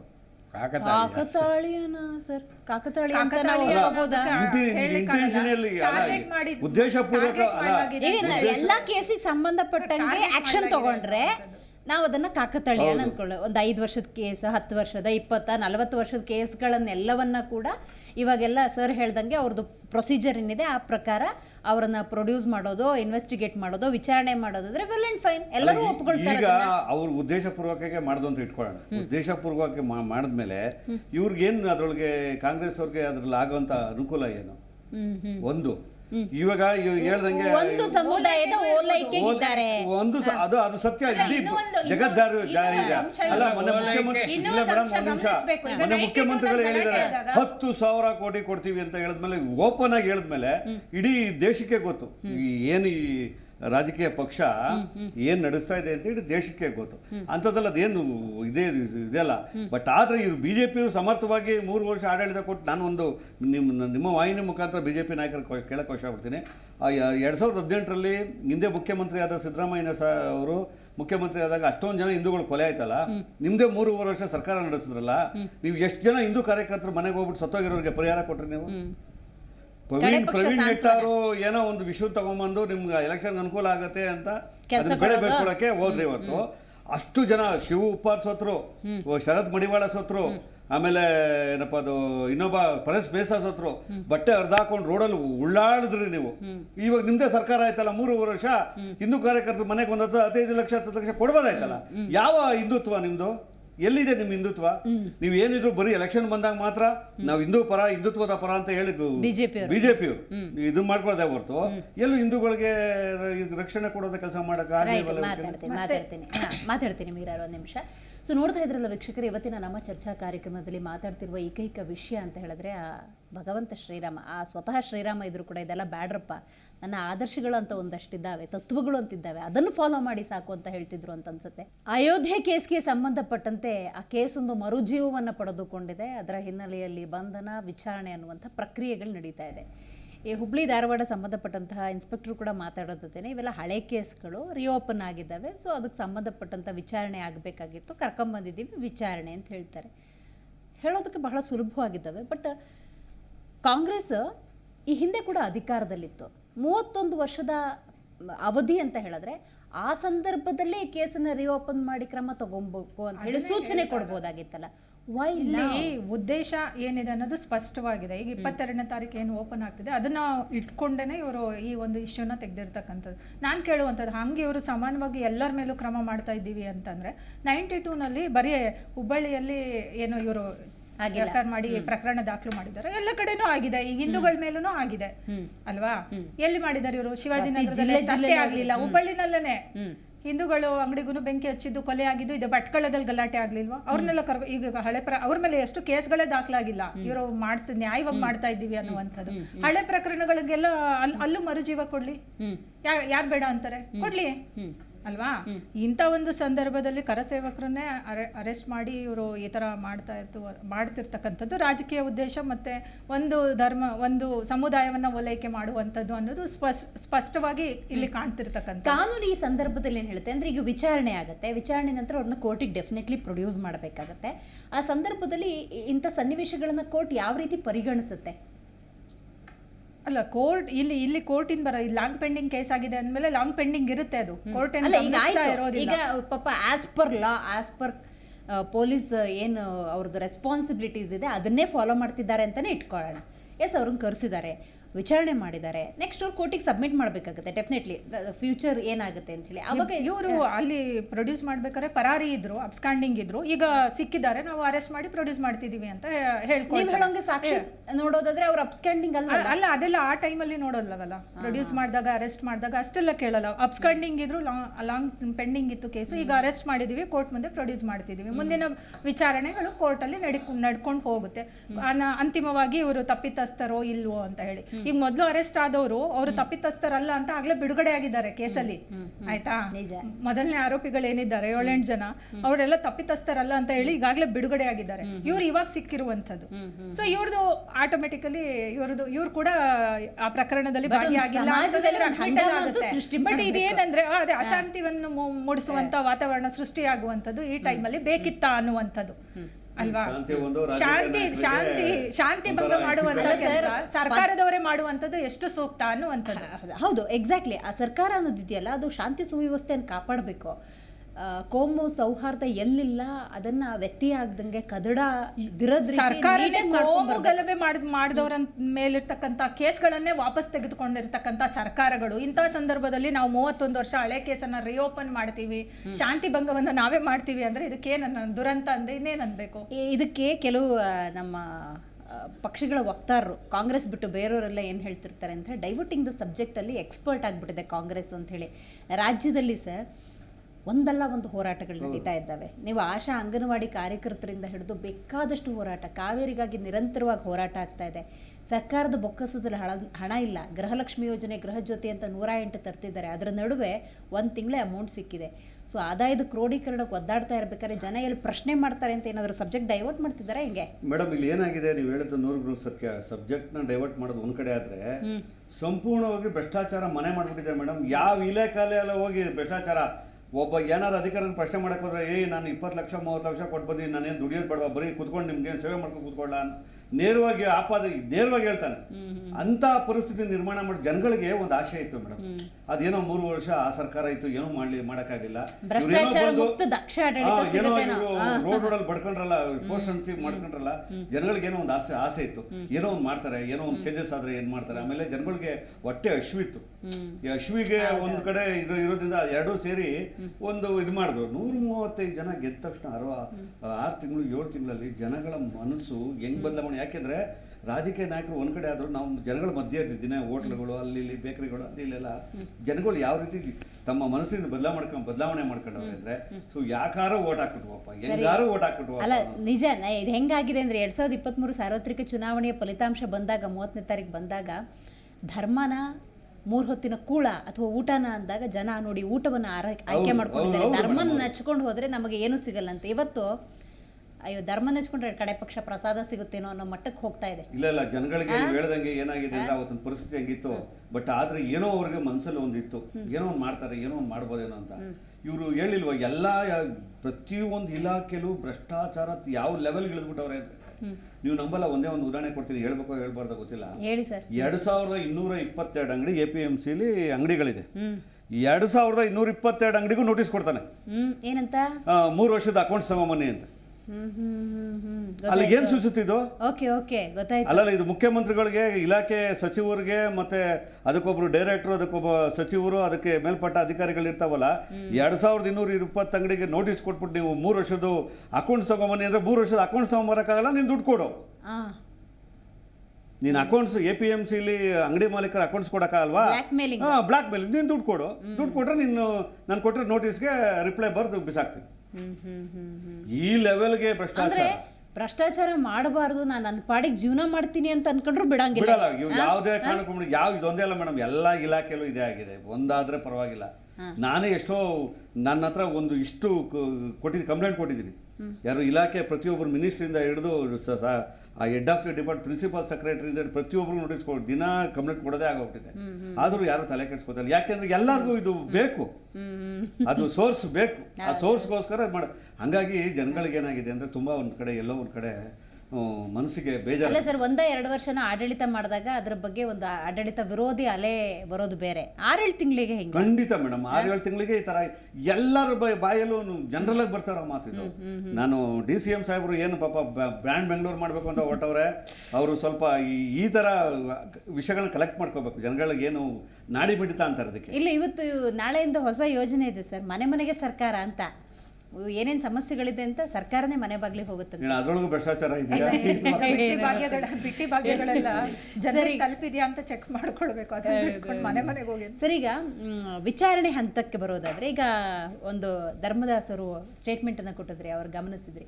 ಅವರು ನಮಗೆ ಗೊತ್ತೇ ಇಲ್ಲ, ಎಷ್ಟೋ ಜನಕ್ಕೆ ಗೊತ್ತೇ ಇಲ್ಲ, ಮಾಹಿತಿನೇ ಇಲ್ಲ, ನಮ್ಮ ಮೇಲೆ ಕೇಸ್ ಇದೆ ಅನ್ನೋದೇ ಗೊತ್ತಿಲ್ಲ, ನಾವು ವಿಚಾರಣೆ ಎದುರಿಸಿ ಬಂದ್ವಿ ಅಂತ ಹೇಳ್ತಾರಲ್ಲ, ಅಂಥ ಸಿಚುವೇಶನಲ್ಲಿ ಪೊಲೀಸ್ ಇಲಾಖೆ ಹೆಂಗೆ ಪರಿಗಣಿಸುತ್ತೆ? ಎಸ್, ಈತನ ಮೇಲೆ ಹೊಸದಾಗಿ ಕೇಸ್ ಹಾಕ್ತಾರಾ, ಹಳೆ ಕೇಸ್ ಇದೆಯಾ ಇಲ್ವಾ ಅನ್ನೋ ಮಾಹಿತಿಯೇ ಇಲ್ಲ ಅನ್ನೋನ್ನ ಹೆಂಗೆ ಕರ್ಕೊಂಬರ್ತಾರೆ? ಒಂದು ನೋಟಿಸ್ ಆದರೂ ಬೇಕಲ್ವಾ, ನಿನ್ನ ಮೇಲೆ ಕೇಸ್ ಇದೆ, ನಾನು ಇವತ್ತು ವಿಚಾರಣೆಗೆ ಒಳಪಡಿಸಬೇಕು ಅಂತ ಹೇಳಿ. ನೋಡಿ, ಅಲ್ಲಿ ಕೇಸ್ ಇರೋದು ಮಾತ್ರ ಇಲ್ಲಿ ನಾವು ವಿಚಾರ ಮಾತಾಡ್ತಾ ಇದ್ವಿ. ಕೇಸ್ ಹಾಕಿ ಎಷ್ಟೋ ವರ್ಷ, ಈಗ 31 ವರ್ಷ ಆಯ್ತು. 6 ಡಿಸೆಂಬರ್ 1992 ಈ ಏನು ಬಾಬ್ರಿ ಮಸ್ಜಿದ್ ಧ್ವಂಸ ಆಗಿದ್ದು. ಅದಾದಮೇಲೆ 2-3 ದಿವಸ ಬೆಂಗಳೂರಲ್ಲಿ ನಾವು ರಾತ್ರಿನೂ ನೋಡಲಿಲ್ಲ, ಹಗಲೂ ನೋಡಲಿಲ್ಲ, ಎಲ್ಲ ಒಂದೇ ಆಗಿತ್ತು ನಮಗೆ. ಆ ಥರ ಒಂದು ಗಲಾಟೆ ಬೆಂಗಳೂರಲ್ಲಾದರೆ ಇಡೀ ದೇಶದ ಉದ್ದಗಲಕ್ಕೂ ಆಯಿತು. ಹೌದು ಹೌದು, ಅದನ್ನು ನೀವು ನೋಡಿದ್ವಿ. ನೀವು ನೋಡಿರ್ಲಿಕ್ಕಿಲ್ಲ, ನಾವು ನೋಡಿದ್ದೀವಿ ಸರ್. ನಾವು ಸ್ವತಃ ಕೆಲಸ ಮಾಡಿದ್ವಿ. ಆಗಿರುವಾಗ ಅಲ್ಲಿ ಎಷ್ಟೋ ಅಮಾಯಕರನ್ನು ಕೂಡ ಬಂಧಿಸಿದಂಥ ಸಂದರ್ಭನೂ ಉಂಟು. ಯಾಕಂದರೆ ಗುಂಪಲ್ ಗೋವಿಂದ ಅಂತ ನಂದು ಒಂದಿರಲಿ ಅಂತ ಎಲ್ಲಿಂದ ಒಂದು ಕಲಿಸ್ತಿರ್ತಾನೆ, ಅವನು ಒಂದೇ, ಅಲ್ಲಿ ಆ್ಯಕ್ಚುಲಿ ಮಾಡಿದವನು ಕೂಡ ಒಂದೇ. ಹೀಗಾಗಿ ಎಷ್ಟೋ ಜನ ಸತ್ರು ಕೂಡ. ಇದು ಆಗಬಾರ್ದಿತ್ತು, ಆಗಿ ಹೋಯ್ತು. ಸರ್, ಈಗ ಈಗ ಯಾರನ್ನೋ ಒಬ್ಬರನ್ನ ವಿಚಾರಣೆ ಕರ್ಕೊಂಡ್ಬರ್ಬೇಕು ಅಂದ್ರೆ, ಈಗ ಅಲ್ಲೇ ಕೇಳಿ, ಅದೇ ಕೇಸ್ಗೆ ಬರ್ತೀನಿ. ವಿಚಾರಣೆ ಕರ್ಕೊಂಡ್ಬರ್ಬೇಕಾದ್ರೆ ಅಲ್ಲಿ ಅವನ ಹತ್ರ ಕೇಸ್ ಫೈಲ್ ಇರುತ್ತೆ. ನಾನು ಹೇಳೋದಲ್ಲ, ಡಾರ್ಮೆಂಟ್ ಫೈಲಲ್ಲಿ ಇಟ್ಟಿರ್ತಾರೆ. ಏನು case LPR long pending cases ಅಂತ ಅಂದರೆ, ಲಾಂಗ್ ಪೆಂಡಿಂಗ್ ಆಗಿ ಅದು ವಿಚಾರಣೆ ಮುಗಿದಿಲ್ಲ, ಅದಕ್ಕೆ ಅದನ್ನು ಡಾರ್ಮೆಂಟ್ ಫೈಲಿಗೆ ಕಳಿಸ್ಬೇಕಂತ.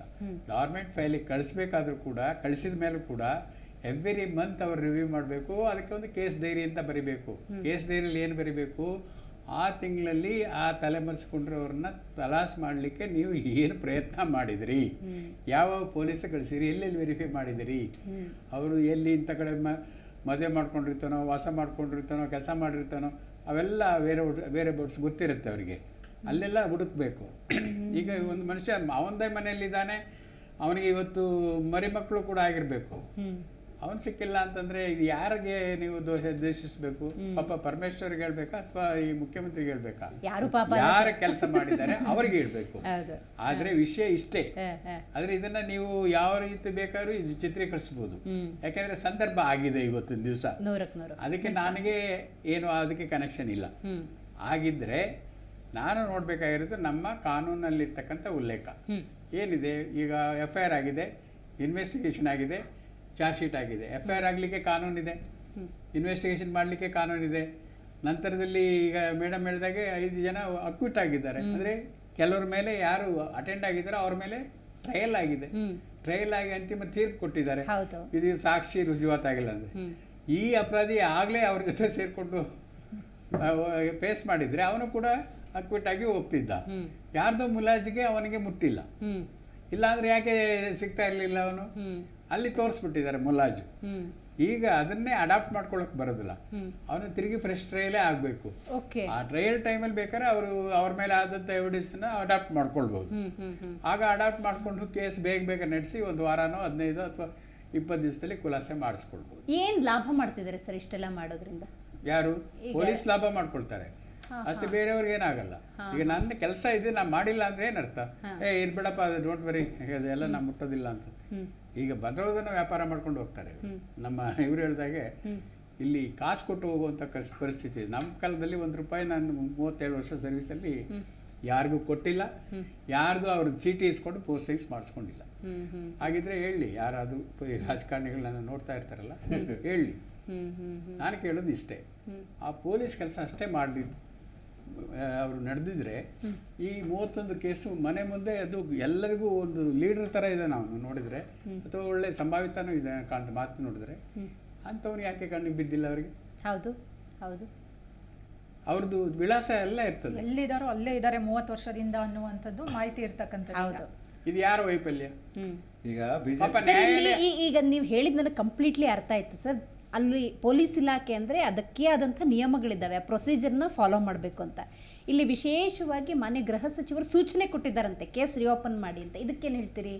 ಸೂಚನೆ ಅವಶ್ಯಕತೆ ಇರುತ್ತಾ? ಸೂಚನೆ ಯಾವ ಕಾರಣಕ್ಕೆ ಬರ್ತವೆ? ಸೂಚನೆ ವಿಶೇಷವಾಗಿ ಈ ಕೇಸಲ್ಲಿ ರಿಓಪನ್ ಮಾಡಿ ಅಂತ ಕೊಟ್ಟಿದ್ದಾರೆ. ಎಲ್ಲ ಜನರಲ್ ಇನ್ಸ್ಟ್ರಕ್ಷನ್ಸ್ ಕೊಟ್ಟಿರ್ತಾರೆ. ಹಳೆ ಕೇಸುಗಳನ್ನು ಸ್ವಲ್ಪ ಮುತುವರ್ಜಿ ಮಾಡಿ ಪತ್ತೆ ಮಾಡಿ ಅದು ಏನೋ ಹಾಗೆ ಹೋಗ್ಬಾರ್ದು ಅಂತ. ಈಗ ನಾನು ದೂರು ಕೊಡೋ ಕಾಲದಲ್ಲಿ ನನಗೇನೋ ಒಂದು ನನ್ನ ಮನೆ ಸುಟ್ಟೋದ್ರೆ ನಾನೇನು ಮಾಡ್ತೀನಿ? ನೋವು ಅನುಭವಿಸಿರ್ತೀನಿ. ದಟ್ ಶುಡ್ ನಾಟ್ ಗೋ ಅನ್ನೋಟಿಸ್ಡ್ ಅಲ್ಲ. ಅಟ್ಲೀಸ್ಟ್ ನ್ಯಾಯಾಲಯದಲ್ಲಿ ಹೇಳಿ ಒಂದು ತೀರ್ಪು, ಆ ಒಂದು ಲಾಜಿಕಲ್ಲಿ ಹೆಂಡಿಗೆ ತಗೊಂಡು ಹೋಗ್ಬೇಕಂತ ಹೇಳ್ತಾರಲ್ಲ, ಹಾಗೆ ಅದು ಮಾಡಿದರೆ ಅವನಿಗೇನೋ ಒಂದು ರೀತಿ ನೆಮ್ಮದಿ. ಎಲ್ಲರ ಮೇಲೂ ಕ್ರಮ ತಗೊಳ್ಳಿ ಅಂತ ಹೇಳಿ ನಾನು ಹೇಳಿದೆ ಅನ್ನುವಂಥದ್ದು ಪರಮೇಶ್ವರ್ ಅವ್ರದ್ದು ಒಂದು ನೆಪ ಮಾತ್ರ ಇರಬಹುದು. ಪರ್ಟಿಕ್ಯುಲರ್ ಆಗಿ ಅನ್ನೋದು ಅಂದ್ರೆ ಒಳಗಡೆ ಸೂಚನೆ ಇದ್ರಲ್ಲಿ ಆಗಿರ್ಬೋದು ಅನ್ನುವಂಥದ್ದು ನಮ್ಮ ಊಹೆ. ಊಹಿಸ್ಕೊಳ್ಳಕ್ಕೆ there is no ಲಿಮಿಟ್ ಇಲ್ಲ. Sky is the limit. Speculations. But ಸಂದರ್ಭ ಅನ್ನುವಂಥದ್ದು ಇಲ್ಲಿ ಬಹಳ ಇಂಪಾರ್ಟೆಂಟ್. ಸಂದರ್ಭ ಒಪ್ಕೊಳ್ತಾನೆ. ಕಾಕತಾಳೀಯ ಅಂತ ಹೇಳಿದ್ರೆ ಏನಾದ್ರು ಕಾಕತಾಳೀಯ ಅಲ್ಲ. ಆದ್ರೆ ಅಲ್ಲಿ ಯಾವ ರೀತಿ ಪೊಲೀಸರು ನಡ್ಕೊಂಡಿದ್ದಾರೆ, ಪೊಲೀಸ್ ಇನ್ಸ್ಪೆಕ್ಟರ್ ಬಗ್ಗೆ ಹೇಳ್ತಾ ಇದ್ದಾರೆ, ಈಸ್ ಒನ್ ಸೈಡೆಡ್ ಅಂತ. ಈಗ ನಾನು ಒಂದು ಪಾರ್ಟಿ ಪೊಲೀಸ್ ಅಲ್ಲ, ಒಂದು ಜಾತಿ ಪೊಲೀಸ್ ಅಲ್ಲ. ಪೊಲೀಸು ನಂದು ಎಲ್ಲ ಪೊಲೀಸ್ ಮ್ಯಾನ್ಯಲ್, ನಂದು ಬೈಬಲ್, ಕಾಕಿ ನನ್ನ ಧರ್ಮ, ಇವೆರಡನ್ನ ಇಟ್ಕೊಂಡೆ ನಾವು ಮಾಡಿದ್ದು. ಹಾಗಾದ್ರೆ ಎಲ್ಲಿ ಹೋಯ್ತು ಆ ಪೊಲೀಸು? ಅಲ್ಲ ಸರ್, ಇಡೀ ರಾಜ್ಯದಲ್ಲಿ ದೇಶದಲ್ಲಿ ರಾಜ್ಯ ಪೊಲೀಸ್ ಅಂತ ಹೇಳಿದ್ರೆ, ಕರ್ನಾಟಕ ರಾಜ್ಯ ಪೊಲೀಸ್ ಅಂದ್ರೆ ನಮ್ಗೊಂದು ಹೆಮ್ಮೆ ಇತ್ತು, ಒಂದು ರೆಕಗ್ನಿಷನ್ ಇತ್ತು. ವಿ ಆರ್ ನಾಟ್ ಡಿವೈಡೆಡ್ ಅಂತ, ವಿ ಆರ್ ನಾಟ್ ಬಯಾಸ್ಡ್ ಅಂತ, ವಿ ಆರ್ ಇಂಪಾರ್ಷಿಯಲ್ ಅಂತ. ಈಗ ಅದಕ್ಕೆಲ್ಲ ವಿರುದ್ಧವಾಗಿದೆ. ಆಯ್ತು ಸರ್, ಈಗ ಸ್ಟೇಟ್ಮೆಂಟ್ ಇದು ಒಂದು ಹಂತ. ಇಷ್ಟೆಲ್ಲ ಆಗ್ತಿದ್ದಂಗೆನೆ BJP ರಾಜ್ಯಾಧ್ಯಕ್ಷರಾದಂಥ ವಿಜೇಂದ್ರ ಅವರು ನೋಡಿ, ಸಂದರ್ಭ ನೋಡಿಕೊಂಡೇ ನೀವು ಕೇಸ್ ರಿಓಪನ್ ಮಾಡಿಸಿದ್ದೀರಿ. ಹಿರಿಜೀವ ಅಂತ ನೋಡಿದೆ ವಿಚಾರಣೆಗೆ ಒಪ್ಪಿಸಿದ್ದೀರಿ ಅಂದರೆ ನಾಳೆ ಆಗೋ ದುರ್ಘಟನೆಗಳಿಗೆ ಸರ್ಕಾರ ನೇರ ಹೊಣೆ ಆಗುತ್ತೆ ಅಂತೇಳಿ ಓಪನ್ ಎಚ್ಚರಿಕೆ ಕೊಡ್ತಾರೆ ಅನ್ನೋದನ್ನ. ಅದು political statement madam, I have no answer for that. ಅದು ಪೊಲೀಸ್ನವರು ಉತ್ತರ ಕೊಡ್ತಾರೆ. ಆ ಥರ ನಡ್ಕೊಂಡ್ರೆ ನಾಳೆ ಏನಿಲ್ಲ. ಅದೇ ಪೊಲೀಸ್ ನಾಳೆ ಇನ್ನಷ್ಟು ಗಲಭೆಗಳು ಎಡೆ ಮಾಡಿಕೊಡ್ಬೋದು. ಅದೇ ಈ ಒಂದು ಪೊಲೀಸ್ ಪ್ರಕರಣ ಈಗಾಗಲೇ ಹಿಂದೂ ಸಂಘಟನೆಗಳು ಆಗ್ಲೇ ಸ್ಟೇಷನ್ ಮುಂದೆ ಧರಣಿ ಕೂತಿದ್ದಾರೆ. ಈಗ ಪೊಲಿಟಿಕಲ್ ಆಗೂ ಆಗ್ಲೇ ಎಚ್ಚರಿಕೆ ಕೊಟ್ಟಿದ್ದಾರೆ, ನಾವು ರಾಜ್ಯಾದ್ಯಂತ ಪ್ರತಿಭಟನೆ ಮಾಡ್ತೀವಿ ಅಂತ.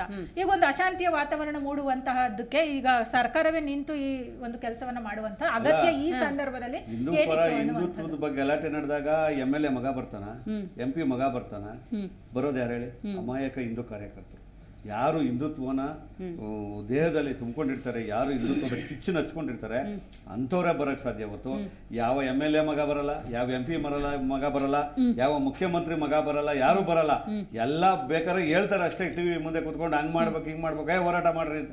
ನಾಳೆ ದಿವಸ ಹೆಚ್ಚು ಕಮ್ಮಿ ಆದರೆ ಕಾಪಾಡ್ಕೊಳ್ದೆ. ಅವ್ನ ಮನೆ ಪಾಪ ಆರ್ಥಿಕ ಪರಿಸ್ಥಿತಿ ಸರಿ ಇಲ್ಲ. ಒಬ್ಬ ಹಿಂದೂ ಕಾರ್ಯಕರ್ತ ಅವ್ನಿಗೇನಂದ್ರೆ ಏನಾಗುತ್ತೆ ಅಂದರೆ ಮೇಡಮ್, ಯಾಕೆ ಹಿಂದುತ್ವದ ಬಗ್ಗೆ ಇಷ್ಟೊಂದು ಒಲವು ಬೆಳೆಸ್ಕೋತಾರೆ ಅಂದರೆ, ನನ್ನ ದೇಶ ನನ್ನ ಧರ್ಮ ಅಂತ ಬಂದಾಗ ನಾನು ದೇಶಕ್ಕೋಸ್ಕರ ಏನಾದ್ರು ಮಾಡಬೇಕು, ನನ್ನ ಇದಕ್ಕೋಸ್ಕರ ಏನೋ ಕೊಡುಗೆ ಕೊಡಬೇಕು ಅಂತ ಅಂದ್ಕೊಂಡಾಗ ಅವರು ಆಟೋಮೆಟಿಕ್ ಆಗಿ ಯಾರು ಕೂಡ ಇದ್ರೊಳಗೆ ಮೇಡಮ್ ಇವಾಗ ರಾಜಕೀಯ ಪಕ್ಷದಲ್ಲಿ ದುಡ್ಡು ಕೊಟ್ಟು ಕರ್ಕೊಂಬರ್ಬೇಕು, ಆದ್ರೆ ಹಿಂದುತ್ವದಲ್ಲಿ ಯಾರು ದುಡ್ಡು ಕೊಟ್ಟು ಕರ್ಕೊಂಡು ಹೋಗಲ್ಲ, ಆಮೇಲೆ ದುಡ್ಡು ತೀಸ್ಕೊಂಡು ಯಾರು ಹೋಗಲ್ಲ. ಎಲ್ಲ ಪಾಪ ಪ್ರಾಮಾಣಿಕ ಹೋರಾಟಗಾರಿದ್ದಾರೆ, ಸುಳ್ಳು ಹೇಳ್ಬಾರ್ದು. ಕೆಲವರೆಲ್ಲ ಒಂದು ಬೆರಳಿಕೆ ತಪ್ಪಿರ್ಬೋದೇ ಹೊರತು ಮಿಕ್ಕಿದೆಲ್ಲ ಪಾಪ ತುಂಬಾ ಪ್ರಾಮಾಣಿಕ ಹೋರಾಟ. ಇವಾಗ ಮುತಾಲಿಕ್ ಜಿ ಅಂತ ಇರ್ಬೋದು, ಒಬ್ಬ ನಿಸ್ವಾರ್ಥ ಸೇವೆ ಮುತಾಲಿಕ್ ಜಿ ಅವ್ರದ್ದು. ಪಾಪ ಇಷ್ಟು ವರ್ಷ ಹೋರಾಟ ಮಾಡ್ಕೊಂಡು ಬಂದವರು, ಎಲ್ಲೂ ಕೂಡ ತಮ್ಮ ಇದಕ್ಕೆ ಮಸಿ ಬಳಸ್ಕೊಂಡಿಲ್ಲ ಅವರು. ಅಂಥ ಕ್ಲೀನಾಗಿ ನೀಟಾಗಿ ಹೋರಾಟ ಮಾಡ್ಕೊಂಡು ಬಂದವರು. ಅಂಥ ಮಹನೀಯರು ಹೋರಾಟಗಾರನ ಹತ್ತಿಕ್ಕುವಂತ ಧರ್ಮದ ವಿಷಯದಲ್ಲಿ ಇದೊಂಥರ OPM ಇದ್ದಾಗೆ, ಅದನ್ನ ನಾನು ಕೆಣ್ಕಕ್ಕೆ ಹೋಗಲ್ಲ. ಆದರೆ ಇಲ್ಲಿ ನಡೆದಿರೋದು lapses on the part of the police. ಅದು ಸಂದರ್ಭದಲ್ಲಿ ಬೇಡವಾ ಅದನ್ನ ಸ್ವಲ್ಪ ಬೇಕಾದಷ್ಟು ಜನ ಅಧಿಕಾರಿಗಳು ಬಂದಿರ್ತಾರಲ್ವಾ, ಅವ್ರಿಗೆ ಹಿರಿಯ ಅಧಿಕಾರಿಗಳು ಅಂತ ಇರ್ತಾರಲ್ಲ, ಅವರ ಸೂಚನೆ ಕೊಡ್ಬೇಕು. ಈ ಕರಸೇವಕರು ಅಲ್ಲಿ ಈಗ ಮೇಡಮ್, ಈಗ ಪ್ರತಿ ವರ್ಷನೂ ಒಬ್ಬೊಬ್ಬ ಒಂದು 2 ವರ್ಷಕ್ಕೆ ಸರ್ ಟ್ರಾನ್ಸ್ಫರ್ ಅಂತ ಏನಾದರೂ ಆದ್ರೆ ಬೇಕಾದಷ್ಟು ಜನ ಅಧಿಕಾರಿಗಳು ಬಂದಿರ್ತಾರೆ. ಕ್ರಮ ತಗೊಳ್ಳೋದು ಯಾವಾಗ ಬೇಕಾದ್ರೂ ತಗೋಬೋದಾಗಿತ್ತಲ್ವಾ? ಹಳೆ ಕೇಸ್ಗಳನ್ನ ಮಾಡುವಂತ ಆಸಕ್ತಿನೂ ಅವರಿಗೆ ಇರಲಿಲ್ಲ, ಮಾಡಿಲ್ಲ, ಪೆಂಡಿಂಗ್ ಆಗಿದೆ. ಇಲ್ಲಿ ನಮಗೆ ಇವತ್ತು ದೇಶಾದ್ಯಂತ ಇರ್ತಕ್ಕಂಥದ್ದು ಒಂದು ಮೇಜರ್ ಇವೆಂಟ್. ಹೌದು, ಮೇಜರ್ ಇವೆಂಟ್. ಅದು ಸೆನ್ಸಿಟಿವ್ ಇಶ್ಯೂ. ಅದರಿಂದ ಎಷ್ಟು ಜನ ಸತ್ತಿದ್ದಾರೆ ಇವಾಗ ನಮ್ಮ ಸ್ನೇಹಿತರು ಹೇಳ್ದಂಗೆ ನಮಗೆ ಗೊತ್ತು. ಅದಕ್ಕೋಸ್ಕರ ಹೋರಾಟ ಮಾಡಿ ಅದ್ರದ್ದು ಹೆಸರು ತಕ್ಕೊಂಡು ಹಿಂದೆ ಮುಂದೆ ಎಲ್ಲ ಕಮ್ಯುನಿಟಿಯಲ್ಲೂ ಸತ್ತಿದ್ದಾರೆ. ಹಿಂದೂ ಅಂತಲ್ಲ, ಮುಸ್ಲಿಂ ಅಂತಲ್ಲ, ಎಲ್ಲ 2 ಕಮ್ಯುನಿಟಿಯಲ್ಲಿ ಸತ್ತಿದ್ದಾರೆ, ಜೀವ ತೆತ್ತಿದ್ದಾರೆ. ಜೊತೆಗೆ ಇವತ್ತಿಗೂ ಅವರ ಮಧ್ಯದಲ್ಲಿ ಒಂದು ಕಂದಕ, ಬಾಂಧವ್ಯದ ಕಂದಕ ಉಂಟಾಗಬೇಕಾದ್ರೆ ಇದೇ ಕಾರಣ. ರಾಮರಾಜ್ಯ ಅಂದ್ರೆ ಸರ್ವೇ ಜನ ಸುಖಿನೋ ಭವಂತು, ಏನು ವಸುದೈವ ಕುಟುಂಬ ಎಲ್ಲ ಸೇರುತ್ತದೆ. ಆದರೆ ಅದ್ರ ವಿರುದ್ಧವಾಗಿ ನಡ್ಕೊಳ್ತಾ ಇದ್ದಾರೆ, ನಡೀತಾ ಇದೆ ವ್ಯವಸ್ಥೆ. ಆಮೇಲೆ ಡೆವಲಪ್ಮೆಂಟ್ಸ್ ಕೂಡ, ಅದನ್ನ ನಾನು ಮಾತಾಡ್ಲಿಕ್ಕೆ ಹೋಗಲ್ಲ. ನಾನು ಮಾತಾಡಿದ್ರೆ ಪೊಲೀಸ್. ಆಮೇಲೆ ಇನ್ನೊಂದೇನು ಅಂದರೆ, ಈ BJP ಅವರು ಯಾವ ರೀತಿ ವರ್ತನೆ ಇರುತ್ತೆ ಅಂದರೆ, ಅವ್ರೇನೋ ನಾವು ಸಾಚ, ಬೇರೆಯವ್ರು ಸರಿ ಇಲ್ಲ, ನಾವು ಹಿಂದುತ್ವನ ಹಚ್ಚೊತ್ಕೊಂಡ್ಬಿಟ್ಟಿದ್ವಿ, ಪೆಂಡೆಂಟ್ ತೊಗೊಂಡ್ಬಿಟ್ಟಿದ್ವಿ, ನಾವು ನಮ್ಮದು ಪ್ಯೂರ್ ಹಿಂದುತ್ವ ಅನ್ಕೋತಾರೆ. ಬಟ್ ಆದರೆ ಕೆಲವೊಂದು ಕಮ್ಯುನಿಟಿ ಒಳಗೆ ಒಳ್ಳೆಯವರು ಇದ್ದಾರೆ. ಸಾಹೇಬ್ರು ಹೇಳ್ದಂಗೆ ಇದು 90% ಒಳ್ಳೆಯವರು ಇದ್ದಾರೆ, 90 ಮೇಲೆ ಏನು ಬಾಬರಿ ಮಸೀದಿ ಹೋರಾಟ ನಡೀತಲ್ಲ, ಅವಾಗ ಎಷ್ಟೋ ಜನ ಅನ್ಯ ಕೋಮಿನ ಜನರು ಹಿಂದೂಗಳಿಗೆ ಸಪೋರ್ಟ್ ಮಾಡ್ದಿರೋಂಥವ್ರು ಅವ್ರೆ. ಇವರು ಇದು ಏನಾಗಿದೆ ಅಂದರೆ, ಅವ್ರು ಬಂದರೆ ಇವರು ಓಲೈಸೋದು, ಇವ್ರು ಬಂದರೆ ಅವ್ರನ್ನ ಓಲೈಸೋದು, ಇವರು ಜಾತಿ ವಿಷ ಬೀಜನ ಬಿತ್ತೋತಿಗೆ ಇವರು ಶುಚಿಯಾಗ್ಬಿಟ್ಟವರು. ಎಲ್ಲಿ ಕನ್ಫ್ಯೂಷನ್ ಆಗುತ್ತೆ ಗೊತ್ತಾ ಸರ್? ಒಂದು ಕಡೆ Dr. G. ಪರಮೇಶ್ವರ್ ಅವರು ಹೇಳ್ತಾರೆ, ಮನೆ ಗೃಹ ಸಚಿವರು, ನೋಡಿ ರಾಮ ಮಂದಿರಕ್ಕೆ ಹೋಗಬೇಕಾ ಬೇಡವಾ ಅನ್ನೋದನ್ನು ನಮ್ಮ ಹೈಕಮಾಂಡ್ ನಿರ್ಧಾರ ಮಾಡುತ್ತೆ ಅಂತ ಹೇಳ್ತಾರೆ. ಅವ್ರ ಮನೇಲಿ ಎಲ್ಲ ನವಗ್ರಹ ಪೂಜೆಯಿಂದ ಹಿಡಿದು ರಾಮ ಪೂಜೆಯಿಂದ ಹಿಡಿದು ಎಲ್ಲನೂ ಮಾಡ್ತಾರೆ. ಸಿದ್ದರಾಮಯ್ಯನವರು ನಾನು ಸೆಕ್ಯುಲರ್ ಜಾತ್ಯತೀತ ವ್ಯಕ್ತಿತ್ವ ಅಂತ ಹೇಳ್ತಾ ರಾಮ ಮಂದಿರ ಕಟ್ಟಿಸ್ತಾರೆ ಊರಲ್ಲಿ ಸಿದ್ದರಾಮನ್ಗುಂಡಿ. ಆಮೇಲೆ ಇನ್ನೊಂದು ಇವಾಗ ಯಾರೋ ಒಬ್ರು ಮಾಜಿ ಸಚಿವರು ಒಬ್ರು ಹೇಳೋರು, ನಿಮ್ಗೆ ಗೊತ್ತಿರ್ಬೇಕು, ಆ ರಾಮನ್ ಯಾಕೆ ನೋಡಕ್ ಹೋಯ್ತಿರಿ, ಇಲ್ಲೇ ರಾಮ ಇದ್ದಾನೆ ಸಿದ್ದರಾಮಯ್ಯ ನೋಡ್ರಿ. ಅಲ್ಲ ಇವ್ರಿಗೇನು ಭಕ್ತಿ ಬೇರೆ, ಬದುಕು ಬೇರೆ, ನಡ್ಕೊಳ್ಳೋ ರೀತಿ ಬೇರೆ. ಈಗ ಕೇಸ್ ಅಂದಾಗ ಜನ ಇದನ್ನ ಅಬ್ಸರ್ವ್ ಮಾಡಲ್ವಾ? ಖಂಡಿತ ಮೇಡಮ್ ಮಾಡ್ತಾರೆ. ಇವ್ರಿಗೆ ಅಲ್ಲ ಹೇಳಿಲ್ವಾ, ಸೊ ಇದು ವಿನಾಶಕಾಲೇ ವಿಪರೀತ ಬುದ್ಧಿ ಅಂದಂಗೆ ಇವರು ಏನು ಮಾಡ್ಕೋಬೇಕೋ, ಇವರು ಏನೇನೆಲ್ಲ ನಾನು ಒಂದು ಉದಾಹರಣೆ ಕೊಡ್ಲಿಕ್ಕೆ ಬಯಸ್ತೇನೆ. ನಮಗೆಲ್ಲ ನಾವು ಉದ್ಯೋಗಕ್ಕೆ ಸೇರಿದಾಗ ಪೊಲೀಸ್ ಇಲಾಖೆಗೆ ಒಂದು ಹಿರಿಯ ಅಧಿಕಾರಿ ಒಂದು ಮಾತು ಹೇಳಿದ್ರು, ಒಬ್ಬನ ಮೇಲೆ ವಾರಂಟ್ ಇಶ್ಯೂ ಮಾಡ್ತೀನಿ, ಕೋರ್ಟ್ ಇಶ್ಯೂ ಮಾಡ್ತದೆ, ನಿಮಗೆ ಜಾರಿ ಮಾಡಿ ಅಂತ ಹೇಳ್ತೀನಿ, ನೀವು ಎಲ್ಲಿ ಜಾರಿ ಮಾಡ್ತೀರಾ? ನಾನು ಉದಾಹರಣೆ ಕೊಡ್ತೀನಿ. ಒಬ್ಬನು ಮನೆಯಲ್ಲಿರ್ತಾನೆ, ವಾರಂಟ್ ಯಾವ ಮೇಲೆ ಇರುತ್ತೆ. ಇನ್ನೊಬ್ಬ ಯಾವುದೋ ಕೆಲಸದ ಮೇಲೆ ಇರ್ತಾನೆ, ಇನ್ನೊಬ್ಬ ಯಾರೋ ಸಮಾರಂಭ ಆಟದಲ್ಲಿ ಅವನು ಮುಖ್ಯ ಅತಿಥಿಯಾಗಿ ಭಾಗವಹಿಸ್ತಾ ಇರ್ತಾನೆ, ಇನ್ನೊಬ್ಬ ಸಂತೆಯಲ್ಲಿರ್ತಾನೆ. ಹೇಳಿ ಈ ಸಂದರ್ಭಗಳಲ್ಲಿ ಯಾವ ಥರ ನೀವು ಆದಸ್ತೀರಿ? ಮನೆಯಲ್ಲಿ ಇರೋನಿಗೆ ಹೊತ್ತು ನೋಡಿಕೊಂಡು ಸ್ವಲ್ಪ ಏನೋ ನಿದ್ರಾವಸ್ಥೆಗೆ ಬರ್ತಾ ಇದ್ದಂಗೆ ಹೋಗಿ ನೋಡಪ್ಪ ವಾರಂಟ್ ಇದೆ ಅಂತ ಕರ್ಕೊಂಬಂದು ಕೂರಿಸ್ತೀವಿ. That is the safest. Correct sir. ಒಂದು ಸಂತೆಯಲ್ಲಿ ಇರೋನ್ ಹೋಗಿ ಹಿಡ್ಕೊಂಬಂದ್ರೆ ಸಂತೆಯಲ್ಲಿ ಇರೋರೆಲ್ಲ ಧರ್ಮದ ಇಟ್ಕೊಡ್ತಾರೆ ಅವ್ರು. ಹೌದು. ಎರಡನೇದು ಇದು ಎಕ್ಸ್ಟ್ರೀಮ್ಸು. ಮಧ್ಯದು ನೀವು ಆ ಸಂದರ್ಭ ನೋಡಿಕೊಂಡು ಅವ್ರನ್ನ ದಸ್ತಗಿರಿ ಮಾಡಬೇಕಂತ ನಾವು ಸೇರಿದು ಹೊಸದ್ರಲ್ಲಿ ಹೇಳಿದವರು. ಕಾನೂನು ಇದೆ, ನೀವು ವಾರಂಟ್ ಇದೆ, ನೀವು ಅರೆಸ್ಟ್ ಮಾಡ್ಬೋದು. ಆದರೆ ಯಾವಾಗ ಮಾಡಬೇಕು ಯೋಚನೆ ಮಾಡಿ. Common sense place a role ಅಂತ ಹೇಳ್ತಾರೆ. ಹೌದು ಹೌದು. ಈ ಕಾಮನ್ ಸೆನ್ಸ್ ಎಲ್ಲಿ ಹೋಯ್ತು ಈ ಪೊಲೀಸರಿಗೆ? ಅವ್ರು ಯಾರೋ ಹೇಳ್ತಾ ಇದ್ರು, ಆ ಪೊಲೀಸು ಆಫೀಸರ್ ಏನಿದ್ದಾನೆ ಇನ್ಸ್ಪೆಕ್ಟ್ರು, ಅವನು ಹಾಗೆ ಒಂದೇ ಧರ್ಮಕ್ಕೆ ಸಪೋರ್ಟ್ ಮಾಡ್ತಾನೆ, ಸೈಡ್ ಏನೋ ಇಂಪಾರ್ಷಿಯಲ್ ಆಗಿಲ್ಲ ಹಾಗೆ ಅಂತ. ಇದು ಬರೋದು ಅಪನಂಬಿಕೆ ಬರೋದು ಈ ಪೊಲೀಸರ ಮೇಲೆ ಈ ತರ ನಡ್ಕೊಂಡಾಗ. ಅದನ್ನ ಅವನ ವಿವೇಚನೆ ಅಂತ ಏನಿದೆಯಲ್ಲ ಅದು ಬಿಟ್ಟಿದ್ದು, ಅದನ್ನ ಬಳಸ್ಬೇಕು. ಯಾವ್ದೋ ಕೆಲಸಕ್ಕೆ ಬಾರೋ ಟೈಮಲ್ಲೆಲ್ಲ ಬಳಸ್ತಾರೆ, ಇದಕ್ಕೆ ಯಾಕೆ ಬಳಸಬಾರ್ದು?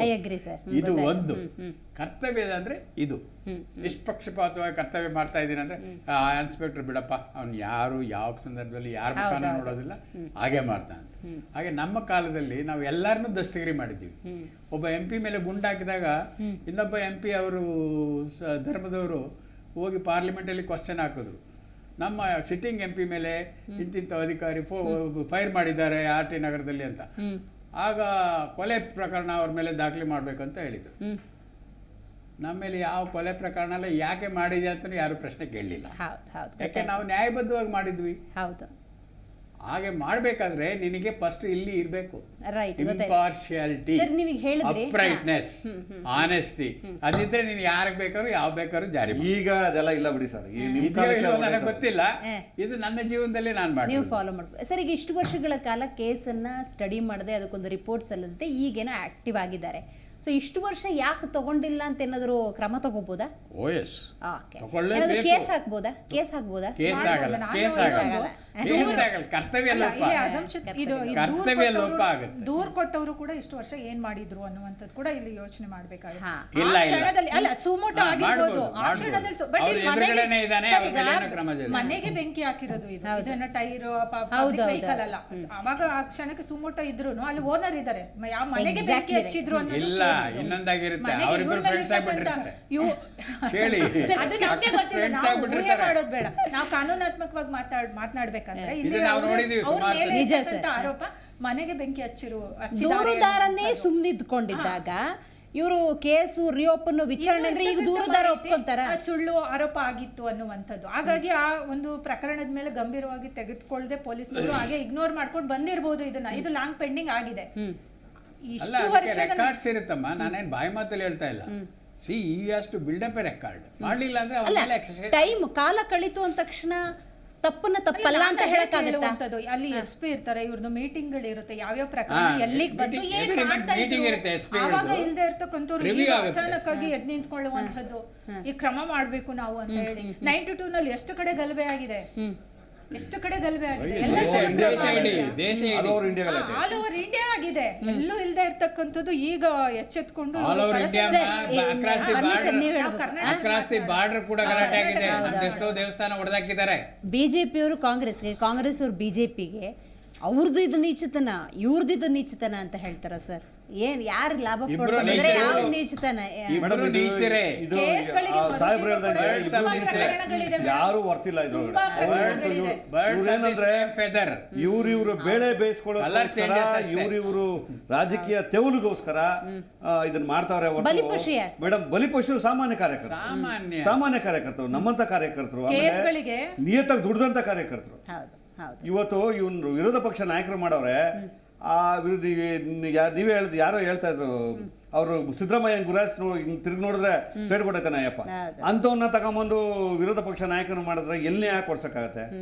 ಇವ್ರು BJP-ಯವ್ರಿಗೆ ನಿಜವಾಗ್ಲೂ ನಾನು ಹೇಳೋದು ಒಂದು ಇನ್ಮೇಲಾದ್ರು ಬದಲಾಗಿ ದಯವಿಟ್ಟು ಇನ್ನ ಬಿಡ್ಬಿಡಿ ಹಿಂದುತ್ವದ ಬೋರ್ಡ್ ಹಾಕೊಂಡು ನಾವು ಹಿಂದುತ್ವದ ಪರವಾಗಿದ್ವಿ, ಹಿಂದೂ ಕಾರ್ಯಕರ್ತ ಪರವಾಗಿದ್ದೀವಿ ಅನ್ನೋದನ್ನ ಬೋರ್ಡ್ ಹಾಕೊಂಡಿರೋದನ್ನ ಈಗ ರಾಜ್ಯಾಧ್ಯಕ್ಷ ವಿಜೇಂದ್ರ ಅವರು ಕೂಡ ನಾಳೆ ಆಗುವಂತ ದುರ್ಘಟನೆಗೆ ಸರ್ಕಾರ ನೇರ ಹೊಣೆ ಆಗಬೇಕು ಅಂತ ಹೇಳ್ತಾರೆ ಅಂದ್ರೆ ಒಂದು ಸೂಚನೆ ಹೊರಡಿಸಿದ್ದಾರೆ ಅಂತ. ಖಂಡಿತ ಗಲಾಟೆ ಮಾಡಿ ನಾವು ಇದೀವಿ ಅನ್ನೋ ತರದಲ್ಲೇ, ನೀವು ಗಲಾಟೆ ಮಾಡಿ ನಾವು ಇದೀವಿ ಅನ್ನೋ ತರದಲ್ಲೇ ಅಲ್ಲ. ಈಗ ಒಂದು ಶಾಂತಿನೂ ಕದಡ್ತಾರೆ. ಸರ್ಕಾರ ಈ ಮೂಲಕ ತನಗೆ ಬರ್ಬೇಕಾದ ಲಾಭನ ತಾನೇ ತಪ್ಪಿಸ್ಕೊತಿದೆ ಅಂತ ಆಗ್ತಾ ಇಲ್ವಾ? ಈ ತರ ಆಗ್ತದೆ. ನಾನು ಗೃಹ ಮಂತ್ರಿಗಳಲ್ಲಿ ದಯವಿಟ್ಟು ಹೇಳ್ತಾ ಇರೋದು ಇಷ್ಟೇ, ದಯವಿಟ್ಟು ಇದಕ್ಕೆ BJP-ಯವರು ಬೇಳೆ ಬೇಯಿಸ್ಕೊಳ್ಳೋದಕ್ಕೆ ಅವಕಾಶ ಕೊಡಕ್ ಹೋಗ್ಬೇಡಿ. ನಾನು ಹೇಳ್ತಾ ಇರೋದು ಇಷ್ಟ, ಅಮಾಯಕರು ಬಲಿ ಆಗ್ತಾರೆ, ದಯವಿಟ್ಟು ಅವ್ರನ್ನ ಬಲಿ ಕೊಡುವಂತ ಇದಕ್ಕೆ ಹೋಗ್ಬೇಡಿ. ಆ ಅರಿವಿಲ್ದೆ ಈ ತರ ಆಕ್ಷನ್ ತಗಂತಿದ್ದಾರೆ ಅಂತ. ಯಾವ ಅರಿವಿದೆಯೋ ಅರಿವಿಲ್ದೇನೋ ಗೊತ್ತಿಲ್ಲ ಮೇಡಮ್. ಇವಾಗ 31 ವರ್ಷ ಇವಾಗ ನಮ್ಮ ಅರಿವಿಲ್ಲ ಅಂತ ಹೇಳೋದಿಲ್ಲ, ಅರಿವಿದೆ. ನನಗೆ ಗೊತ್ತಿದ್ದಾಗೆ ಗೃಹ ಮಂತ್ರಿಗಳು ಸ್ವಲ್ಪ ಏನೋ ಬಿಗಿಯಾಗಿ ಇರಬೇಕು ಅಂತ ನಾನು ಹೇಳಲ್ಲ, ಬಟ್ ಸ್ವಲ್ಪ ಅರ್ಥಗರ್ಭಿತವಾಗಿ ಮತ್ತೆ ಕಠಿಣವಾಗಿ ಇರಬೇಕು. ಎಲ್ಲೋ ಒಂಥರ ಮಾತು ಮೃದುವಾಗಿರಲಿ, ಆದರೆ ಹೃದಯದ ಮಾತ್ರ ಕಠಿಣವಾಗಿರಬೇಕು. ಯಾಕಂದರೆ ಪೊಲೀಸ್ ಕೆಲಸ ಸಾಮಾನ್ಯ ಅಲ್ಲ. ಎಂಥ ಅಮಾಯಕನು ಕೂಡ ನೊಂದಾಗ ಹೋಗೋದೇ ಪೊಲೀಸ್ ಸ್ಟೇಷನ್ಗೆ. ಆ ನೊಂದವರಿಗೆ ನ್ಯಾಯ ಸಿಕ್ಕಿಲ್ಲ ಅಂದರೆ ಅವರಿಗೆ ಶಾಪ ತಟ್ಟುತ್ತೆ. ಇಲ್ಲ ಸರ್, ಈಗ ಗೃಹ ಸಚಿವರು ಅಂದಾಗ ಹಲವಾರು ಘಟನೆಗಳು ಈ ಸಂದರ್ಭಗಳಾಯಿತು. ಉಡುಪಿ ಹಾಸ್ಟೆಲ್ ಆಗಿದ್ದಕ್ಕೂ ಮಕ್ಕಳ ಆಟ ಅಂತ ಒಂದು ಸ್ಟೇಟ್ಮೆಂಟ್ ಕೊಡ್ತಾರೆ. ಅಂದರೆ ಕೆಲವೊಂದು ನೀವು ಹೇಳ್ದಂಗೆ ಸ್ವಲ್ಪ ಕಠಿಣ ಆಕ್ಷನ್ ತಪ್ಪು ಬೇಕೇ ಬೇಕು, ಕಠಿಣ ನಿರ್ಧಾರ ಬೇಕೇ ಬೇಕು. ಇಲ್ಲಾಂದ್ರೆ ಅವ್ರು ಹೋಮ್ ಮಿನಿಸ್ಟರ್ ಲಾಯಕ್ಕಿಲ್ಲ. ಬಟ್ ನಾರಾಯಣ ಸಾಹೇಬ್ರು ಹೇಳ್ದಂಗೆ ಕಠಿಣ ನಿರ್ಧಾರ ಬೇಕು, ಆದರೆ ಒಂದು ಆದೇಶ ಹೊರಡಿಸ್ಬೇಕು. ಯಾರೇ ಬಂದರೂ ಪೊಲೀಸ್ ಸ್ಟೇಷನ್ಗೆ ಸಮಾನತೆಯಿಂದ ಕಾಪಾಡಿ, ಸಮಾನತೆಯಿಂದ ನೋಡಿ, ಅವ್ರ ಕಡೆ ಇವ್ರ ಕಡೆ. ಇವಾಗ ಏನಾಗ್ಬಿಟ್ಟಿದೆ ಅಂದರೆ, ಇವಾಗ ಈ ಸರ್ಕಾರ ಬದಲಾಯಿತು, ಇನ್ನೊಂದು ಸರ್ಕಾರ ಬಂತು. ಆ ಸರ್ಕಾರದಲ್ಲಿ ಆ ಅಧಿಕಾರಿಗಳನ್ನ ರೆಪ್ಯೂಟ್ ಮಾಡೋದು, ಅವ್ರೇನ್ ಮಾಡ್ತಾರೆ, ಆವಾಗ ಆ ಪಕ್ಷದ ಕಾರ್ಯಕರ್ತರು ಬಂದ್ರೆ ಒಂಥರ, ಈ ಪಕ್ಷದ ಕಾರ್ಯಕರ್ತರು ಬಂದ್ರೆ ಒಂಥರ. ಈ ಪರಿಸ್ಥಿತಿ ನಿರ್ಮಾಣ ಏನಾಗೋಗ್ಬಿಟ್ಟಿದೆ ಅಂದ್ರೆ, ಇವಾಗ ನಮ್ಮ ಸಾಹೇಬ್ರು ಹೇಳ್ದಂಗೆ ಎಲ್ಲೂ ಕೂಡ ಸಾಮಾಜಿಕವಾಗಿ ಜನಗಳ ಪಾಪ ಸರಿಯಾಗಿರೋರಿಗೆ ನ್ಯಾಯ ಸಿಗದೇ ಇರೋ ಪರಿಸ್ಥಿತಿ ಅಲ್ಲ ನಿರ್ಮಾಣ. ಒಬ್ಬ ಮಂತ್ರಿಯಾಗಿ ನಮ್ಮ ಕಾರ್ಯಕರ್ತರಿಗೆ ರಕ್ಷಣೆ ಇಲ್ಲ ಅಂತ ಹೇಳಿದ್ರೆ ಏನಾಗುತ್ತೆ? ಸರ್ಕಾರನೇ ಅವ್ರದ್ದು. ಸರ್ಕಾರ ಇನ್ಕ್ಲೂಡ್ಸ್ ಆಲ್ ದಿ 7.5 ಕೋಟಿ ಜನ. 7.5 ಕೋಟಿ ಜನಕ್ಕೆ ಸರ್ಕಾರ ಇರೋದು. 7.5 ಕೋಟಿಗೆ ಅಲ್ಲಮ್ಮ, 7.5 ಕೋಟಿ ಜನಕ್ಕೆ ಸರ್ಕಾರ. ಇಲ್ಲ, ಮೇಡಮ್ ನೀವು ಹೇಳಬೇಕು. ಈಗ ಶ್ರೀಕಾಂತ್ ಪೂಜಾರಿ ಅವರು ಇರ್ಬೋದು ಅಥವಾ ಧರ್ಮದಾಸ್ ಅವರು ಇರ್ಬೋದು, ಸೊ ಯಾರ ಮೇಲೆ ಆಗಲಿ ಒಂದು ಕೇಸ್ ನನ್ನ ಮೇಲೆ ಬರ್ತಾ ಇದೆ, ನನ್ನನ್ನು ವಿಚಾರಣೆಗೆ ಒಳಪಡಿಸ್ತಿದ್ದಾರೆ ಅಂದರೆ ಅದನ್ನು ತಪ್ಪಿಸ್ಕೊಳ್ಳೋದಕ್ಕೆ ಅಥವಾ ಅದರಿಂದ ತಾನು ಹೊರಗೆ ಬರೋದಕ್ಕೆ ಒಂದಷ್ಟು ಪ್ರಯತ್ನಗಳನ್ನು ಮಾಡ್ತಾರೆ. ಆ ಅವಕಾಶಗಳು ಅವ್ರಿಗೆ ಏನಿದೆ? ಯಾಕಂದರೆ 31 ಇಯರ್ಸ್ ಕೇಸ್ ಇದು. ಅಲ್ಲ, ಅವರಿಗೆ ಮಾಹಿತಿ ಇದ್ದಿದ್ರೆ ಅವ್ರು ಆಗ್ಲೇ ಬೇಲ್ ತಗೊಂಡಿರ್ತಾ ಇದ್ರು. ಅವ್ರು ಏನು ಮಾಡಿಲ್ಲ, ಅವ್ರು ಆರಾಮಾಗಿ ಅದು ಕೇಸ್ ಇದೆ ಅಂತನೂ ಗೊತ್ತಿದೆಯೋ ಇಲ್ಲೋ ಗೊತ್ತಿಲ್ಲ, ಅವ್ರು ಆರಾಮಾಗಿ ಅವ್ರ ಪಾಡಿಗೆ ಅವ್ರ ಸಾಂಸಾರಿಕ ಜೀವನ ನಡೆಸ್ತಾ ಇದ್ದಾರೆ. ಈಗಾಗಲೇ 50 ವರ್ಷ 60 ವರ್ಷದ ಮೇಲೆ ಆಗಿದೆ ಅನ್ನೋ ಏಜ್ ಆಗಿದೆ. ಈಗಾಗಲೇ ಅರೆಸ್ಟ್ ಮಾಡಿದ್ರೆ ಬೇಲ್ ಆಗುತ್ತೆ. ಹಳೆ ಪ್ರಕರಣ ಇರೋದ್ರಿಂದ ಒಬ್ರಿಗೆ ಕೊಟ್ಟಿದ್ದಾರೆ ಸರ್, ಇನ್ನೊಬ್ರು ಬೇಲ್ ಆಗುತ್ತೆ. ತಮ್ಮ ವಾಹಿನಿ ಮುಖಾಂತರ ನಾನು ಎಲ್ಲ ಹಿಂದೂ ಪರ ಕಾರ್ಯಕರ್ತರಿಗೆ ನಿಮ್ಮ ವಿವೇಚನೆಯಲ್ಲಿ ಕೆಲಸ ಮಾಡಿ ಹೋರಾಟದ ಕೇಸು ಅಕಂಪ್ಲೈಸ್ ಅಂತಾನೂ ಇರಬಹುದು. ಯಾಕಂದ್ರೆ ಇವ್ರನ್ನ ಇಷ್ಟು ವರ್ಷ ಅರೆಸ್ಟ್ ಮಾಡಿಲ್ಲ ಅಂದ್ರೆ ಇವ್ರ ಪಾತ್ರ ಇಲ್ದೇನೂ ಇರಬಹುದು. ದಯವಿಟ್ಟು ರಾಜಕೀಯ ನಾಯಕರ ಹೇಳಿಕೆಗೆ ಬಲಿಯಾಗಬೇಡಿ ಇರಬಹುದು ಈ ಕೇಸಲ್ಲಿ. ದಯವಿಟ್ಟು ನಿಮ್ಮ ವಿವೇಚನೆ ಇಟ್ಕೊಳ್ಳಿ. ಹೇಗೆ ಸರ್ ಅದು ಸತ್ಯಾಸತ್ಯತೆಯನ್ನು ಹೆಂಗ್ ತಿಳ್ಕೊಳ್ಳೋದು? ಎಲ್ಲೂ ಪಾರದರ್ಶಕತೆ ಇವಾಗ ಅವರು ನೋಡಿ, ಇವಾಗ ಇವರು ಈ ತರ ಮಾಡಿದ್ದಾರೆ. ಅವರು ನಾನು ಮುಂದೆ ಪರಿಣಾಮ ಸರಿ ಇರಲ್ಲ ಅಂತಾರೆ, ಮತ್ತೆ ಬಲಿಪಶು ಆಗದೆ ಅದು. ಅವ್ರ ಮಗ ಬರ್ತಾನ, ಯಾವ ಮಿನಿಸ್ಟರ್ ಮಗ ಬರ್ತಾನ, ಲೋಕಲ್ MLA ಮಗ ಬರ್ತಾನ, ಯಾರು ಬರ್ತಾರೆ? ತಪ್ಪು ಅಂತ ಹೇಳಕ್ ಬರಲ್ಲ. ಸರ್ಕಾರನ ಪ್ರಶ್ನೆ ಮಾಡ್ಲೇಬೇಕು. ಅಲ್ಲ, ಪ್ರಶ್ನೆ ಮಾಡಿ ಬೇಡ ಅಂತ ಹೇಳ್ತಲ್ಲ ಮೇಡಮ್. ನಾವು ಅಮಾಯಕರ ಬಲಿ ಕೊಡಿ ಅಂತ ಹೇಳ್ತಾ ಇದೀವಿ. ನೀವು ಪ್ರಶ್ನೆ ಮಾಡಿ, ದಯವಿಟ್ಟು ನೀವು ಪ್ರಶ್ನೆ ಮಾಡಿ ಮೇಡಮ್, ಬೇಡ ಅಂತ ಹೇಳ್ತಲ್ಲ.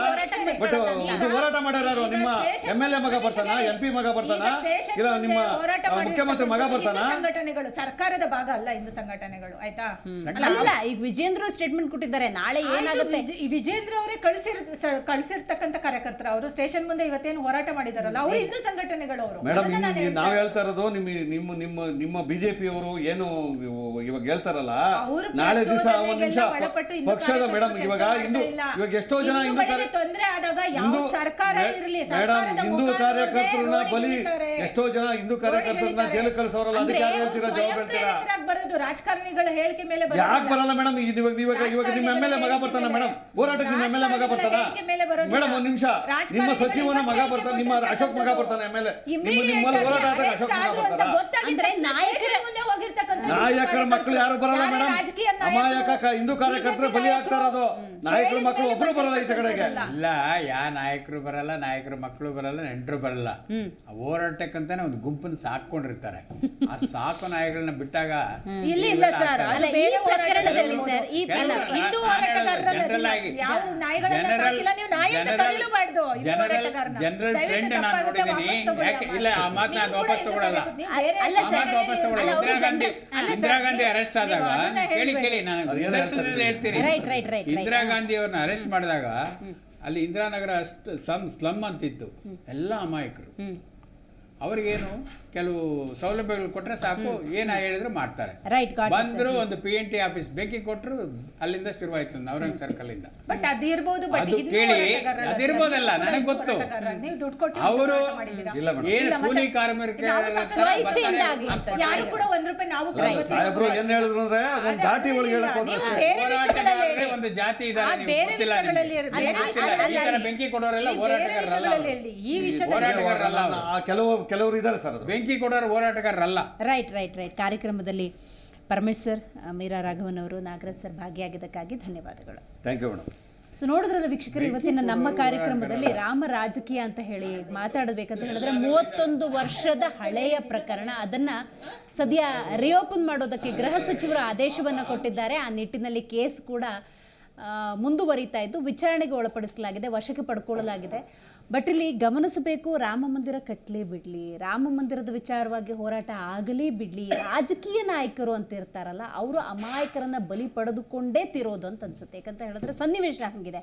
ಆದರೆ ಯಾವುದೇ ವಿಚಾರ ಇದ್ರೂ ಕೂಡ ಕೂಲಂಕುಷವಾಗಿ ನೀವು ನಿಮ್ಮ ಕುಟುಂಬ, ನಿಮ್ಮ ತಂದೆ ತಾಯಿ ಎಲ್ಲವನ್ನ ಯೋಚನೆ ಮಾಡಿ ನೀವು ಹೋರಾಟಕ್ಕೆ ನಿಂತ್ಕೋಬೇಕು. ಯಾಕಂತ ಹೇಳಿದ್ರೆ ಅಮಾಯಕರು ಬಲಿಯಾಗಬಾರದು ಅನ್ನೋದು ನಮ್ಮ ಈ ಕಾರ್ಯಕ್ರಮದ ಉದ್ದೇಶ. ರಾಮ ಅನ್ನುವಂಥದ್ದು ಎಲ್ಲದೊಂದು ಆದರ್ಶ, ರಾಮ ಅನ್ನೋದು ಒಂದು ಬದುಕು. ಯಾಕಂದರೆ ತನ್ನದೇ ಆದಂಥ ಆದರ್ಶಗಳನ್ನು ಆತ ಹೊಂದ್ಕೊಂಡಿದ್ದಾನೆ. ನಾವು ಆಚರಿಸಬೇಕಾಗಿರೋದು, ಪಾಲನೆ ಮಾಡಬೇಕಾಗಿರೋದು ಆತನ ತತ್ವಗಳನ್ನು ಅಂತ ಹೇಳ್ತಾ ಇವತ್ತಿನ ಕಾರ್ಯಕ್ರಮವನ್ನು ಮುಗಿಸೋಣ. ನೋಡ್ತಾ ಇರಿ ಜಿ ಕನ್ನಡ ನ್ಯೂಸ್, ಸತ್ಯವೇ ಸುದ್ದಿಯ ಜೀವಾಳ.